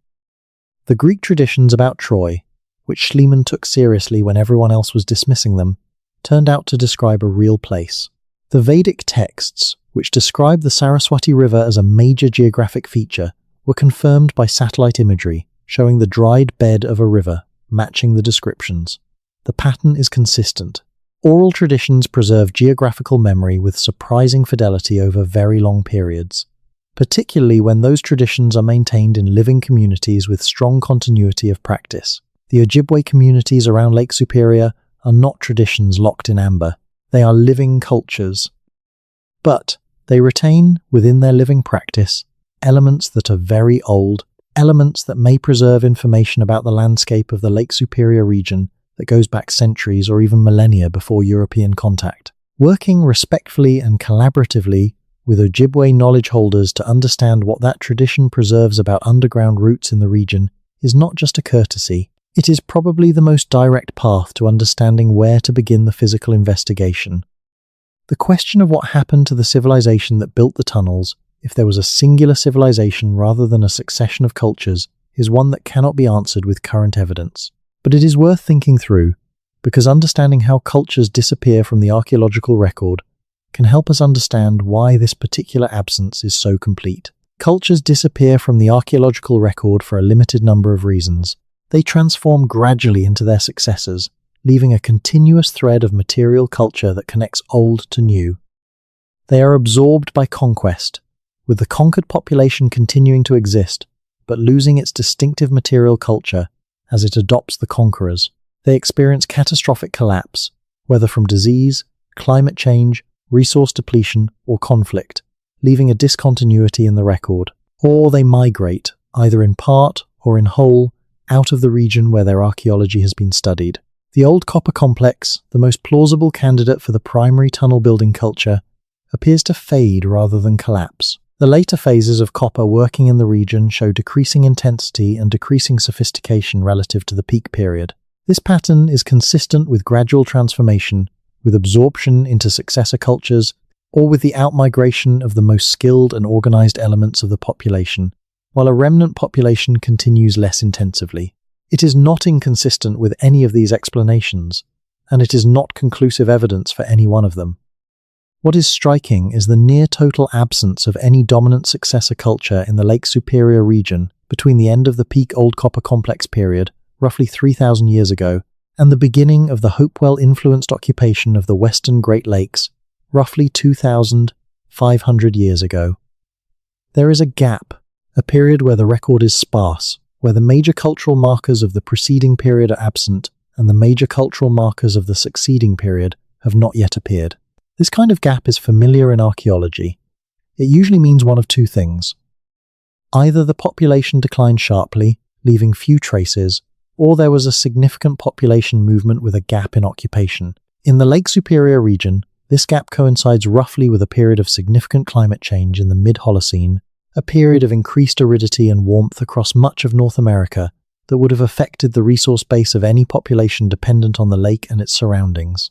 A population that had developed a complex, resource-intensive economic system centered on copper extraction and long-distance trade would be more vulnerable to climate disruption than a simpler, more flexible population. If the old copper complex civilization declined and dispersed during this period of climate stress, the copper trade infrastructure, including whatever underground passages supported it, would have been left behind, abandoned, sealed perhaps to protect it from use by outsiders, and gradually lost from active knowledge as the population that built it scattered. This is a plausible narrative. It is not established fact, but it is consistent with what we know, and it has the virtue of explaining the puzzling combination of sophisticated construction and complete lack of cultural continuity that characterizes the Lake Superior situation. What would we find if we looked? If a properly equipped, properly funded, properly authorized research team went into the western end of Lake Superior with high-resolution sonar and remotely operated vehicles and the benefit of all the archival, geological, and ethnographic information we have been discussing, what would they find? The honest answer is that we do not know. There are several possible outcomes. They might find nothing. The anomalies might resolve entirely into natural geological features on closer examination. The accounts of constructed passages might all turn out to reflect natural voids and fractures that were misinterpreted by observers who wanted to find something significant. The oral traditions might be entirely symbolic. The archival references might be the products of wishful thinking or simple error. This outcome is possible. It is not the most likely outcome, given the consistency and the specificity of the evidence, but it is possible. They might find natural features that have been modified, natural lava tubes, natural fracture systems, natural cavities that were enlarged, extended, or connected by human work. This kind of partial construction would be harder to recognize as such than wholly artificial structures, but it would be consistent with the descriptions and consistent with what we know about how ancient cultures often worked, using natural features as starting points and amplifying them. This outcome might be the most archaeologically interesting of all, because it would suggest a level of geological knowledge in the builders that would itself be remarkable. They might find wholly artificial structures, passages cut through solid rock, shafts of consistent diameter, fitted stone walls. These would be unambiguous evidence of construction and would require a complete reassessment of the prehistory of the region. Or they might find something that does not fit any of these categories. Something that the evidence has been pointing toward, but that our current frameworks are not adequate to describe. The history of archaeology is full of discoveries that fell outside the categories in which researchers were thinking. The best discoveries usually do. The deep history of the Lake Superior region extends in both directions from the mystery of the tunnels. Looking backward, it leads into the deep glacial past, the formation of the basin, the first human occupation of the shores as the ice retreated, the gradual development of the complex of cultures that culminated in the extraordinary Old Copper Complex civilization. Looking forward, it leads into the documented history of the region, the Ojibwe and their predecessors, the French and English fur trade, the mining booms of the 19th century, the modern industrial and post-industrial landscape that surrounds the lake today. The lake itself connects these timescales. It is genuinely old, geologically, ecologically, humanly. It has been a center of human activity for 10,000 years. It has been a source of copper, of fish, of fresh water, of transportation, of spiritual significance, for cultures as different as the archaic miners of 5,000 years ago and the steel companies of 150 years ago. It has absorbed an enormous amount of human history, and it has given back very little of what it has absorbed. The tunnels, if they are there, represent the deepest layer of that human history. They are older than any written record of the region. They are older than the cultures that currently claim the region as their homeland. They are older than the agricultural revolution that reshaped the rest of the world. They are the work of people whose names, languages, beliefs, and social structures are entirely unknown to us, who lived and worked and organized and built in a world so remote from our own that it might as well be another planet. And yet the tunnels, if they are there, are not remote at all. They are 60 feet below the surface of the same lake that generates weather patterns affecting millions of people, that supplies drinking water to the same cities, that attracts the same tourist boats and fishing charters and kayakers and swimmers. They are beneath the same water that the Ojibwe fishermen have harvested for generations. They are beneath the same lake that the shipping companies use to move iron ore and grain and coal. The deep past is not far away. It is beneath us. Quite literally. This is perhaps the most unsettling aspect of the Lake Superior story.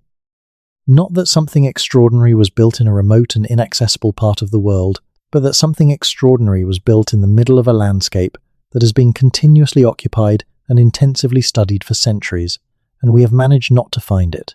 Or rather, people have found pieces of it repeatedly, and each time the pieces have been noted and filed and not followed up, the institutional equivalent of finding a page of a book, reading the first sentence, and putting it back without reading on. The tunnels are not waiting to be discovered. They have been discovered, partially, repeatedly, by people who were not looking for them. What is waiting is the deliberate, systematic investigation that would allow us to understand what those discoverers found. You might wonder, as we travel through all of this, about the practical reality of what it would take to actually do the investigation, not in abstract terms, not as a policy recommendation, but as a concrete, realistic assessment of what would be required to answer the questions that this story has raised. The answer is more modest than you might expect. The technology for mapping the lake bed at the resolution needed to identify artificial structures has been commercially available for roughly 2 decades. The cost of conducting a systematic sonar survey of the areas where anomalies have been reported, the Keweenaw Shelf, the Apostle Island Zone, the Minnesota Western Shore, the Thunder Bay Harbor area, would be in the range of a few $1 million. This is not an enormous sum in the context of scientific research funding. It is comparable to the cost of a single season of excavation at a major terrestrial archaeological site. The sonar survey would need to be followed by physical investigation of any anomalies identified. This would require remotely operated vehicles for initial exploration of any openings found, followed by human dive investigation where passages are large enough and safe enough to enter. The ROV phase could be conducted at relatively modest cost. Human dive investigation in the cold, deep water of Lake Superior would require specialized cold water diving equipment and experienced divers, but the capability exists. The Great Lakes diving community has the equipment and the skills. The question is the institutional authorization and the research framework. The archival work, reviewing the unpublished records at the Smithsonian, the National Archives, the Bureau of Mines files, the state archaeological offices, and the various university archives where field notes and reports from the Lake Superior region are held, could be done by a small team of researchers over the course of a year or two. This work could identify the most specific and credible historical references to underground features, providing a geographical framework for the physical investigation. The collaboration with Ojibwe and other Great Lakes indigenous communities to document geographical information preserved in oral traditions would require a longer-term commitment and a relationship built on genuine respect and partnership. This is not something that can be done quickly or on a purely transactional basis. But there are models for this kind of research collaboration in North American archaeology, and there are Ojibwe scholars and community members who have expressed interest in the documentation and preservation of traditional geographical knowledge. The groundwork exists. It needs to be built on. Put all of this together: the sonar survey, the ROV and dive investigation, the archival review, the community collaboration, and you have a research program that could be conducted for somewhere in the range of $10 to $20 million over a period of 5 to 10 years. That is not pocket change, but it is a rounding error in the budgets of major research universities. It is less than the cost of a single building project at most institutions. For a question this significant, about the deep history of an entire continent, it is not an unreasonable investment. The investment has not been made. The question remains unanswered. This is not inevitable. It is a choice. A choice that is made anew each year when funding priorities are set and research agendas are established. It could be made differently. At any point, someone with the resources and the determination to pursue this question could change the story. The mystery of the tunnels beneath Lake Superior is, in the end, not primarily a mystery about what lies in the cold, dark water.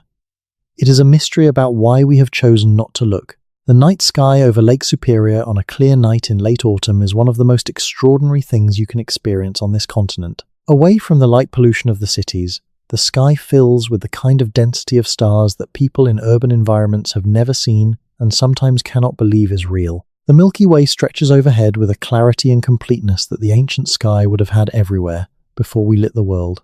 And to the north, on the right nights, the aurora fills the sky with green and pink light that seems to rise from the lake itself, as if the water below and the atmosphere above were in conversation. Standing on that shore, looking up at that sky, you are in the same place where people have been standing for 10,000 years. The same stars wheeled overhead for the old copper complex miners, for the Hopewell traders, for the Ojibwe fishermen, for the French voyageurs, for the copper miners of the 19th century. The stars do not care about our gaps in knowledge. The lake does not care. The rock beneath the lake does not care. But we should care, because what was built in this place, by people who looked at the same sky and worked in the same stone and moved across the same water, is part of our story. The full human story. Not the story of any particular culture or any particular nation. The story of what people do when they have enough intelligence and enough organization and enough time. They build things. They move things. They create networks. They connect distant places with routes that make the distance manageable. They solve the problems their world presents to them with the tools and knowledge they have developed. The people who built the tunnels beneath Lake Superior, if the evidence is correct about what they did, solved an enormous problem with extraordinary capability. They moved an industry across a landscape that was both a resource and a barrier.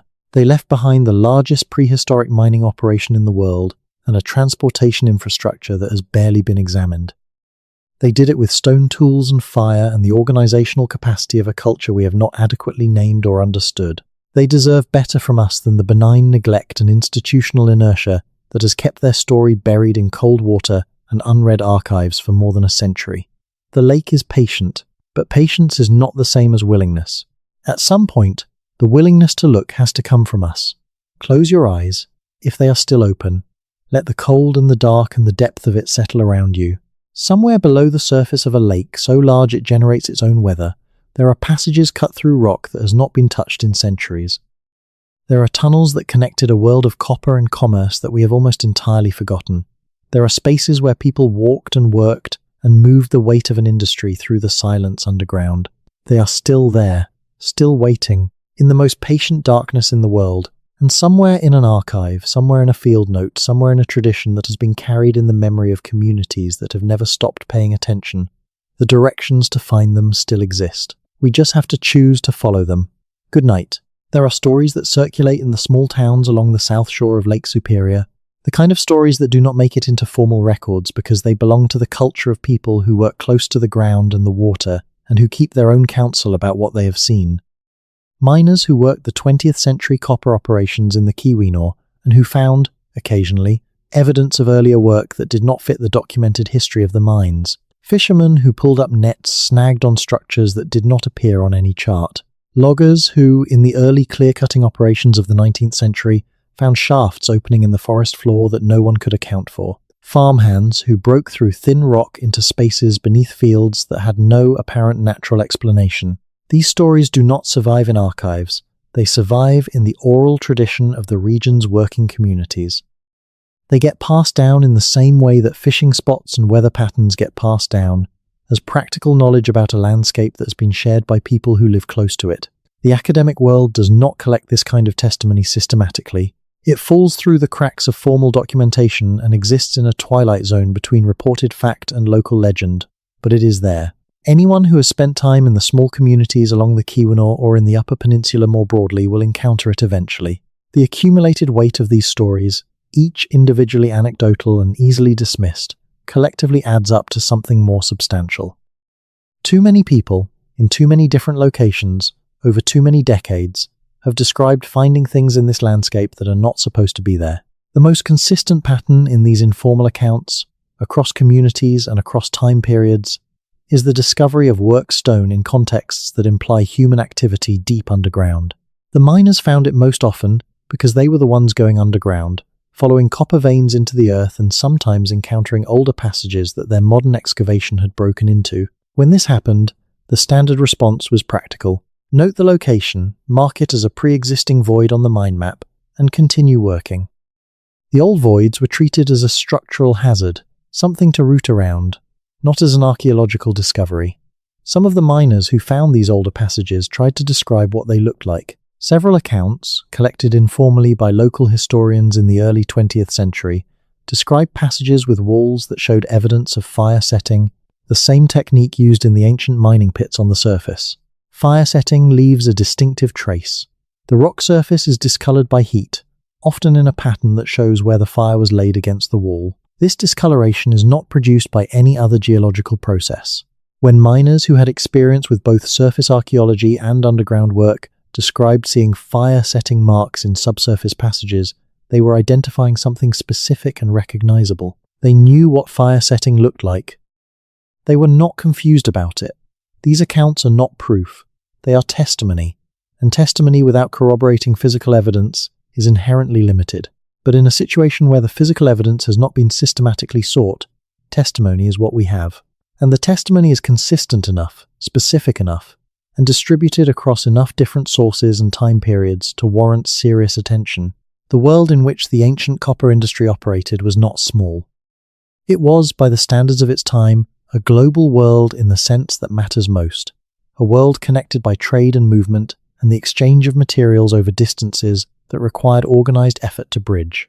The fact that this world was centered on the North American interior rather than the Mediterranean or the Near East does not make it less real or less significant. It makes it, if anything, more interesting, because it represents a complex economic and organizational achievement that developed independently of the civilizations that the West has traditionally treated as the origins of complexity. The Lake Superior copper trade was embedded in this larger network.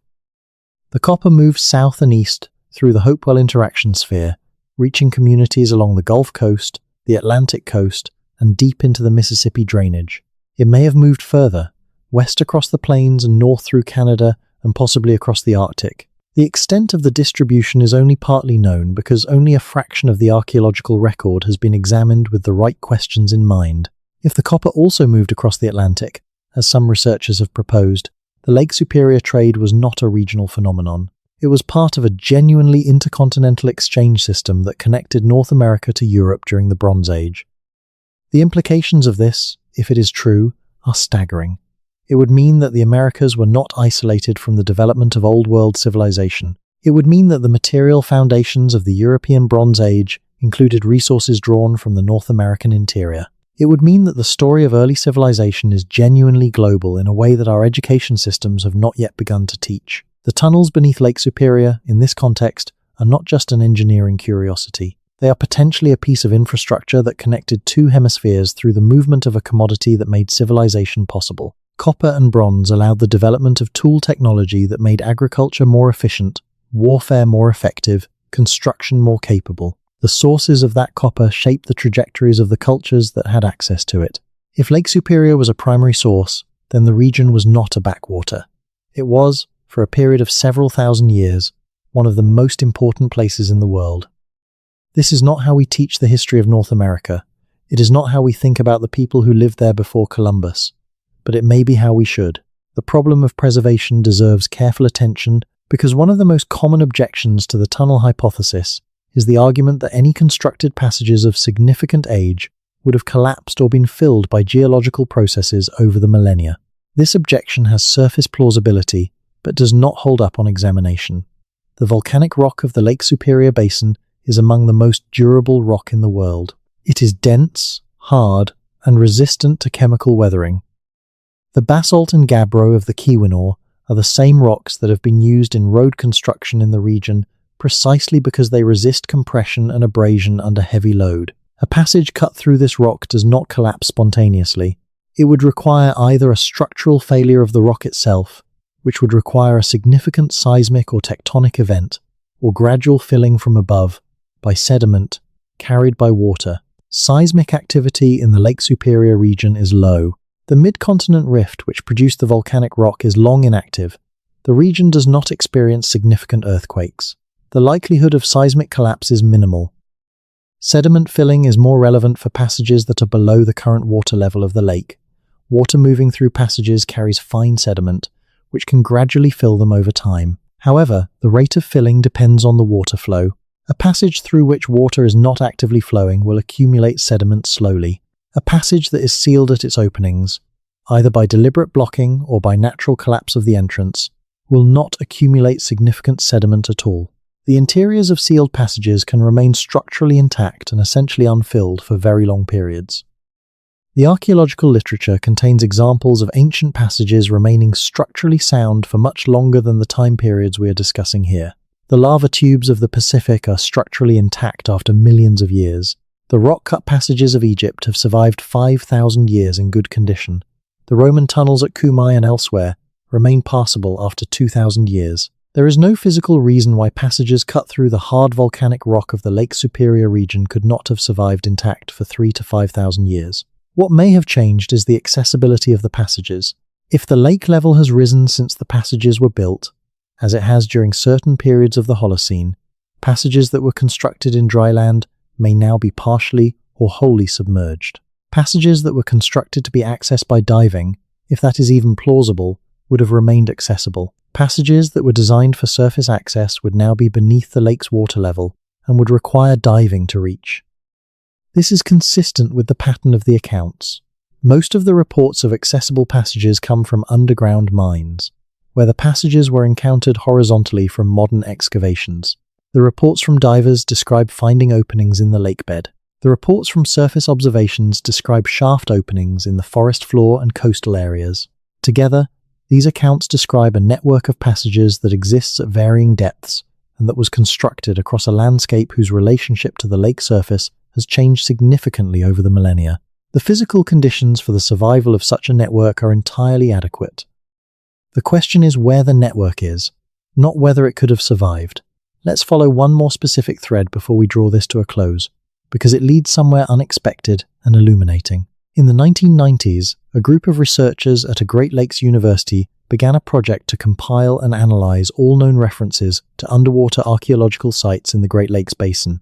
The project was motivated by the recognition that the Great Lakes contain an enormous and largely unstudied underwater archaeological heritage, including shipwrecks, submerged shoreline sites, and features associated with the prehistoric occupation of what are now flooded landscapes.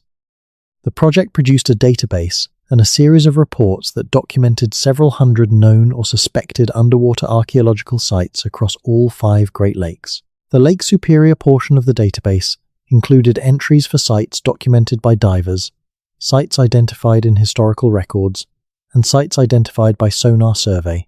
Among the entries in the Lake Superior section were several that were marked with a notation indicating that the site had been identified as potentially significant for pre-Columbian archaeology but had not been physically investigated. One of these sites, located in the area of the southern shelf, was described in the database entry as a possible structural anomaly of unknown origin at a depth of approximately 70 feet. The entry noted that the site had been identified from a sonar survey conducted as part of a shipping channel dredging assessment in the late 1980s. The sonar data showed what the entry described as a linear feature inconsistent with natural geological formations in the area. The entry recommended further investigation. There was no record in the database of any follow-up investigation having occurred. This database entry was published in one of the project reports, which were distributed to state and provincial archaeological offices and to a small number of research libraries. The report is not widely available. The database has not been updated since the original project ended. The site it describes, at approximately 70 feet of depth on the southern shelf of Lake Superior, presumably remains uninvestigated. A linear feature at 70 feet, inconsistent with natural geology, in the heart of the ancient copper mining district. If you were going to build a passage connecting an underwater tunnel network to a surface entry point, this is exactly the kind of feature you would expect to see in a sonar survey. A linear regularity, not matching the surrounding geology, at a depth that would have been accessible from the surface during periods when the lake level was lower than it is today. The sonar data from that late 1980s survey presumably still exists somewhere. The records from the Shipping Channel dredging assessment would have been filed with the Army Corps of Engineers or with the relevant state agency. They could be located. They could be reviewed. The feature could be put back on the investigation agenda. This is what a real investigation would look like. Not a dramatic expedition, not a dramatic discovery, but the patient, unglamorous work of following one thread at a time, locating records, reviewing data, identifying the most promising leads, and then going to look at them. The unglamorous work that turns scattered evidence into a coherent picture. The thread is there. It has been there since the 1980s. Someone needs to pick it up. The lake at night, in the middle of winter, is something that most people who have not experienced it cannot fully imagine.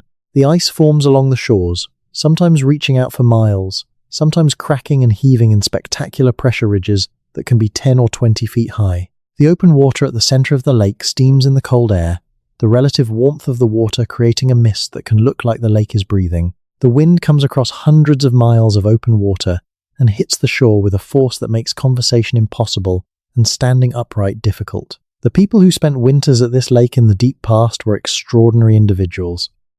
They survived conditions that would kill a modern, unprepared person in hours. They did it not through luck or accident, but through accumulated knowledge and prepared technology. The tailored clothing, the sheltered camps, the carefully managed fires, the food stores laid in during summer abundance, the social structures that distributed resources and shared risk. Winter survival at Lake Superior is a systems problem, and the people who solved it were systems thinkers. Those same systems thinkers organized the copper extraction. Those same systems thinkers built the trade networks. And if the evidence points where it seems to point, those same systems thinkers built the underground infrastructure that made their industry possible in all seasons and all conditions. You do not survive winters at Lake Superior without the ability to plan ahead, to think in terms of systems and contingencies, to coordinate with others in ways that go beyond simple cooperation. You do not operate a continent-scale copper industry without organizational capacity that rivals anything in the ancient world. And you do not build tunnels through hard volcanic rock beneath a large lake without a level of technical and organizational sophistication that should command our respect and our serious attention. The people we have been discussing in this story were not primitive. They were not simple. They were not the ancestors of people who wandered the continent in small bands waiting for Europeans to teach them what civilization looked like. They were builders of civilizations in their own right, operating in a world that we have barely begun to understand, leaving traces that we have repeatedly noticed and repeatedly failed to investigate. This is the story that the tunnels beneath Lake Superior tell, if we are willing to listen to it. Not a story about mystery for its own sake. Not a story designed to generate excitement about the unknown. A story about what human beings are capable of when they are organized and motivated and working in a landscape that rewards ingenuity. A story about what we have lost by refusing to look. The cold is still there. The rock is still there. The passages, if the evidence is right, are still there. Everything we need to understand this story, save the will to pursue it, still exists. The investigation waits. The question waits. The lake, patient and cold, and exactly as old as it has always been, waits. And somewhere in the dark below the dark, in the space between the lake bed and the bedrock, the answer is waiting too. The question of what the passages were used for, beyond copper transport, is one that deserves its own extended consideration. Assuming the tunnels are real, assuming they were built by the organized copper-working culture that operated in the region for millennia, it would be a mistake to think of them purely in commercial terms. The cultures that built significant underground structures in the ancient world almost invariably assigned those structures multiple meanings and multiple uses. The utilitarian and the ceremonial were not separate categories in the way that modern secular sensibility tends to separate them. What was useful was also sacred. What was sacred was also useful. The cenotes of the Yucatan are a perfect illustration of this principle. The underground water system of the Yucatan served practical purposes.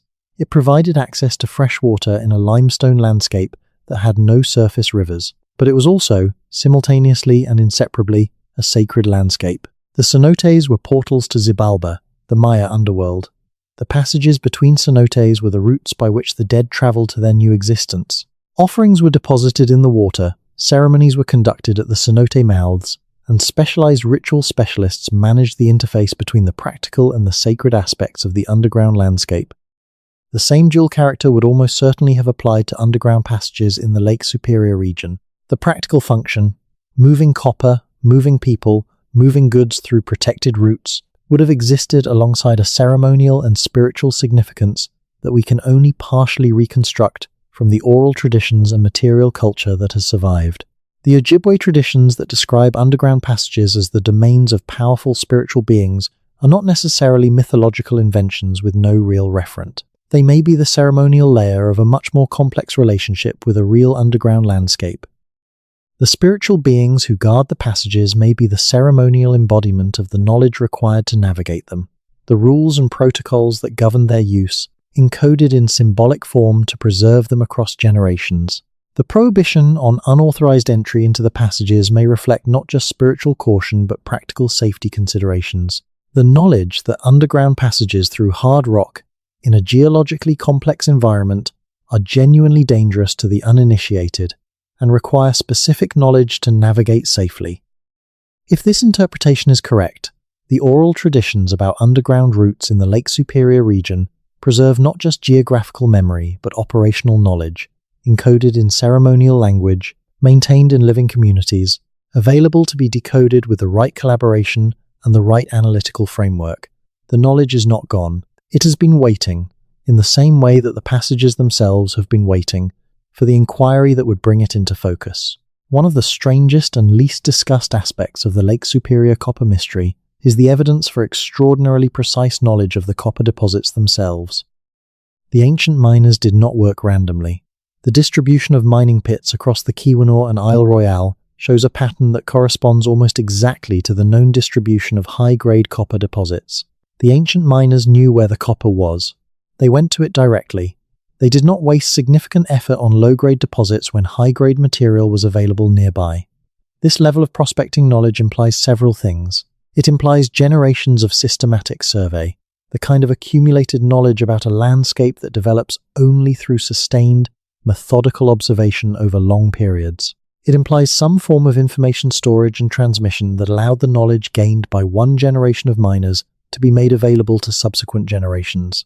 And it implies a level of geological understanding, whether empirical or intuitive, that allowed prospectors to read surface indicators of subsurface copper deposits with considerable accuracy. The same people who had this level of geological knowledge would have been capable of identifying locations suitable for tunnel construction. The hard volcanic rock of the Keweenaw is geologically complex, with bands of different composition running through it. Some bands are more suitable for tunnel construction than others, being harder and more stable. Some areas of the peninsula have geological structures that would naturally guide tunnel alignment, fracture systems, and contact zones that would make excavation easier. A population with deep geological knowledge of the region would have known how to exploit these features. The precision of the ancient mining is itself a kind of evidence for the organizational and intellectual capacity of the people who did it. You do not operate a geologically sophisticated mining industry without the knowledge systems to support it.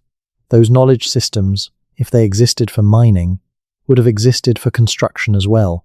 The iron question is one that rarely comes up in discussions of the Lake Superior copper mystery, but it is worth raising because it introduces an additional layer of puzzlement.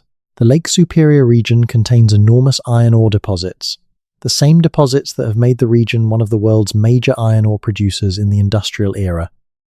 The iron ore ranges of Minnesota and Michigan, the Mesabi Range, the Marquette Range, the Menominee Range, among others, represent some of the largest iron ore bodies in North America.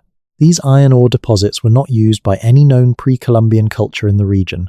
Unlike the copper, which occurs in native form and was extensively worked, the iron ore requires smelting at high temperatures to extract usable metal.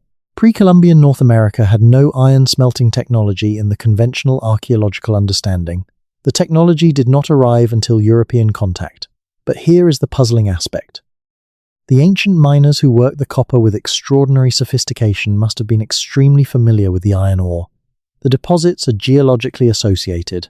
Anyone working the copper zones would have encountered iron ore constantly. The absence of any pre-Columbian iron use in the region, despite the presence of people with sophisticated geological knowledge and advanced metalworking skills, has been taken as confirmation that the technology did not exist. It may also be taken as evidence that the pre-Columbian miners in the region had specific interest in copper and were not attempting to work other metals. This specificity of focus, combined with the scale of the copper operation, suggests an industry with a defined commercial purpose and a defined market. You do not extract copper on an industrial scale and ignore iron unless you have a reason to. The reason was, presumably, that copper was what the market wanted, and the market, given the quantities involved, was large and distant. The iron was left for the Europeans to find, centuries later. The copper went somewhere we have not found. The passages, if they exist, were part of the infrastructure that moved it. The sleeping giant formation that dominates the Thunder Bay Harbor is worth a final consideration, because it is one of the most remarkable natural monuments in the Great Lakes region, and because the traditions associated with it encode the same themes that run through this entire story: the conflict between secrecy and revelation, between the keepers of ancient knowledge and the forces that seek to exploit or destroy that knowledge. The formation, visible from everywhere in the city of Thunder Bay, rises from the water like a vast figure lying on its back, its profile so clearly resembling a reclining human form that virtually every culture that has encountered it has commented on the resemblance. The Ojibwe tradition that explains the formation tells of Nanabiju, a powerful and benevolent being who knew the location of a great silver deposit near the lake.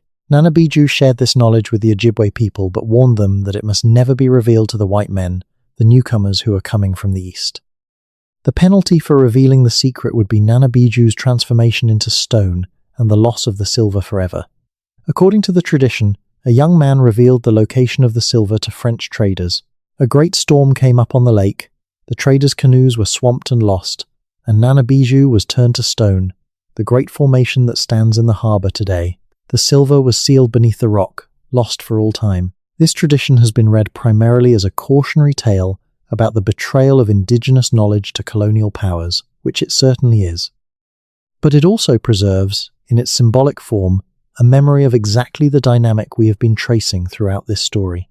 Ancient knowledge about underground resources, protected by tradition and guardianship, threatened by outside inquiry, and ultimately partially lost to the disruptions of contact and colonialism. The silver may or may not be real, the tradition may be primarily symbolic, but the pattern it describes, of underground resources associated with the lake being protected by specific cultural knowledge and specific spiritual guardianship, is entirely consistent with the pattern we have been documenting throughout this investigation. The traditions of the region encode a consistent message.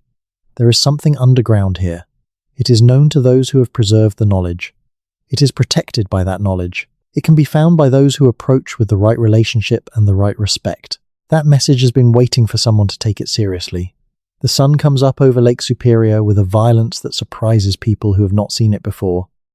The lake is so wide that the eastern horizon is as clear as an ocean horizon, and the sun clears it sharply, without the gradual diffusion that hills or trees would produce. One moment, it is dark. The next there is a line of fire on the water, spreading with visible speed, and within minutes the whole eastern half of the sky is ablaze, and the lake surface has shifted from black to 1,000 shades of copper and gold. Copper and gold. It is always copper with this lake. The rock is full of it. The light reflects it. The history of the place is saturated with it. And beneath the surface of the water that catches the morning light so extraordinarily, beneath the rock that holds it, somewhere in the cold, permanent dark that the morning never reaches, whatever was built in the deep past of this place is still there, unchanged by the turning of the sky, indifferent to the centuries, waiting for an inquiry that keeps arriving in pieces and departing without resolution. The investigation that this story demands is not impossible. The technology exists. The archival materials exist. The traditional knowledge exists in living communities. The question is whether the will to pursue it will ever be assembled in sufficient concentration to overcome the institutional inertia that has kept the question open for more than a century. Perhaps it will come from a new generation of researchers less constrained by old frameworks. Perhaps it will come from the Ojibwe communities themselves, deciding that the time has come to pursue the documentation of their traditional geographical knowledge in partnership with physical investigation. Perhaps it will come from a diver who finds another opening in the lake bed and this time decides not to back away. Perhaps it will come from a researcher in an archive who picks up the right field note and follows it to the right location. However it comes, when it comes, the lake will still be there. The rock will still be there. Whatever was built in the darkness below, the darkness will still be there. The mystery does not expire. It deepens, if anything, with each year that passes without investigation, because the knowledge held in living communities is more fragile than the rock, and each generation that passes without documentation is a generation of memory lost. The tunnels beneath Lake Superior are waiting. The question of what they are and who built them, and what they carried through the cold rock in the years before history was written down, is waiting. The answer is not lost. It is just unfound. That is a very different thing. The lake keeps its own time. Not the time of clocks or calendars, but the deep time of geology and ecology, the time in which 1,000 years is a brief interlude, and a civilization is a momentary brightening in a long darkness. In that time, the passages beneath the water are young. Whatever was carved there was carved in the most recent moment of the lake's existence. The question of who built them is a question about our closest ancestors, not about remote and alien beings. It is a question about what people do when they have the capacity and the need. It is a question about us, and it will remain unanswered for exactly as long as we choose not to answer it. The cold water holds everything. The rock holds everything. The distance between what we know and what is there to be known is shorter than it has ever been. The only thing standing between the question and the answer is the willingness to go and look. And that willingness, sooner or later, will arrive. It always does. The lake will wait.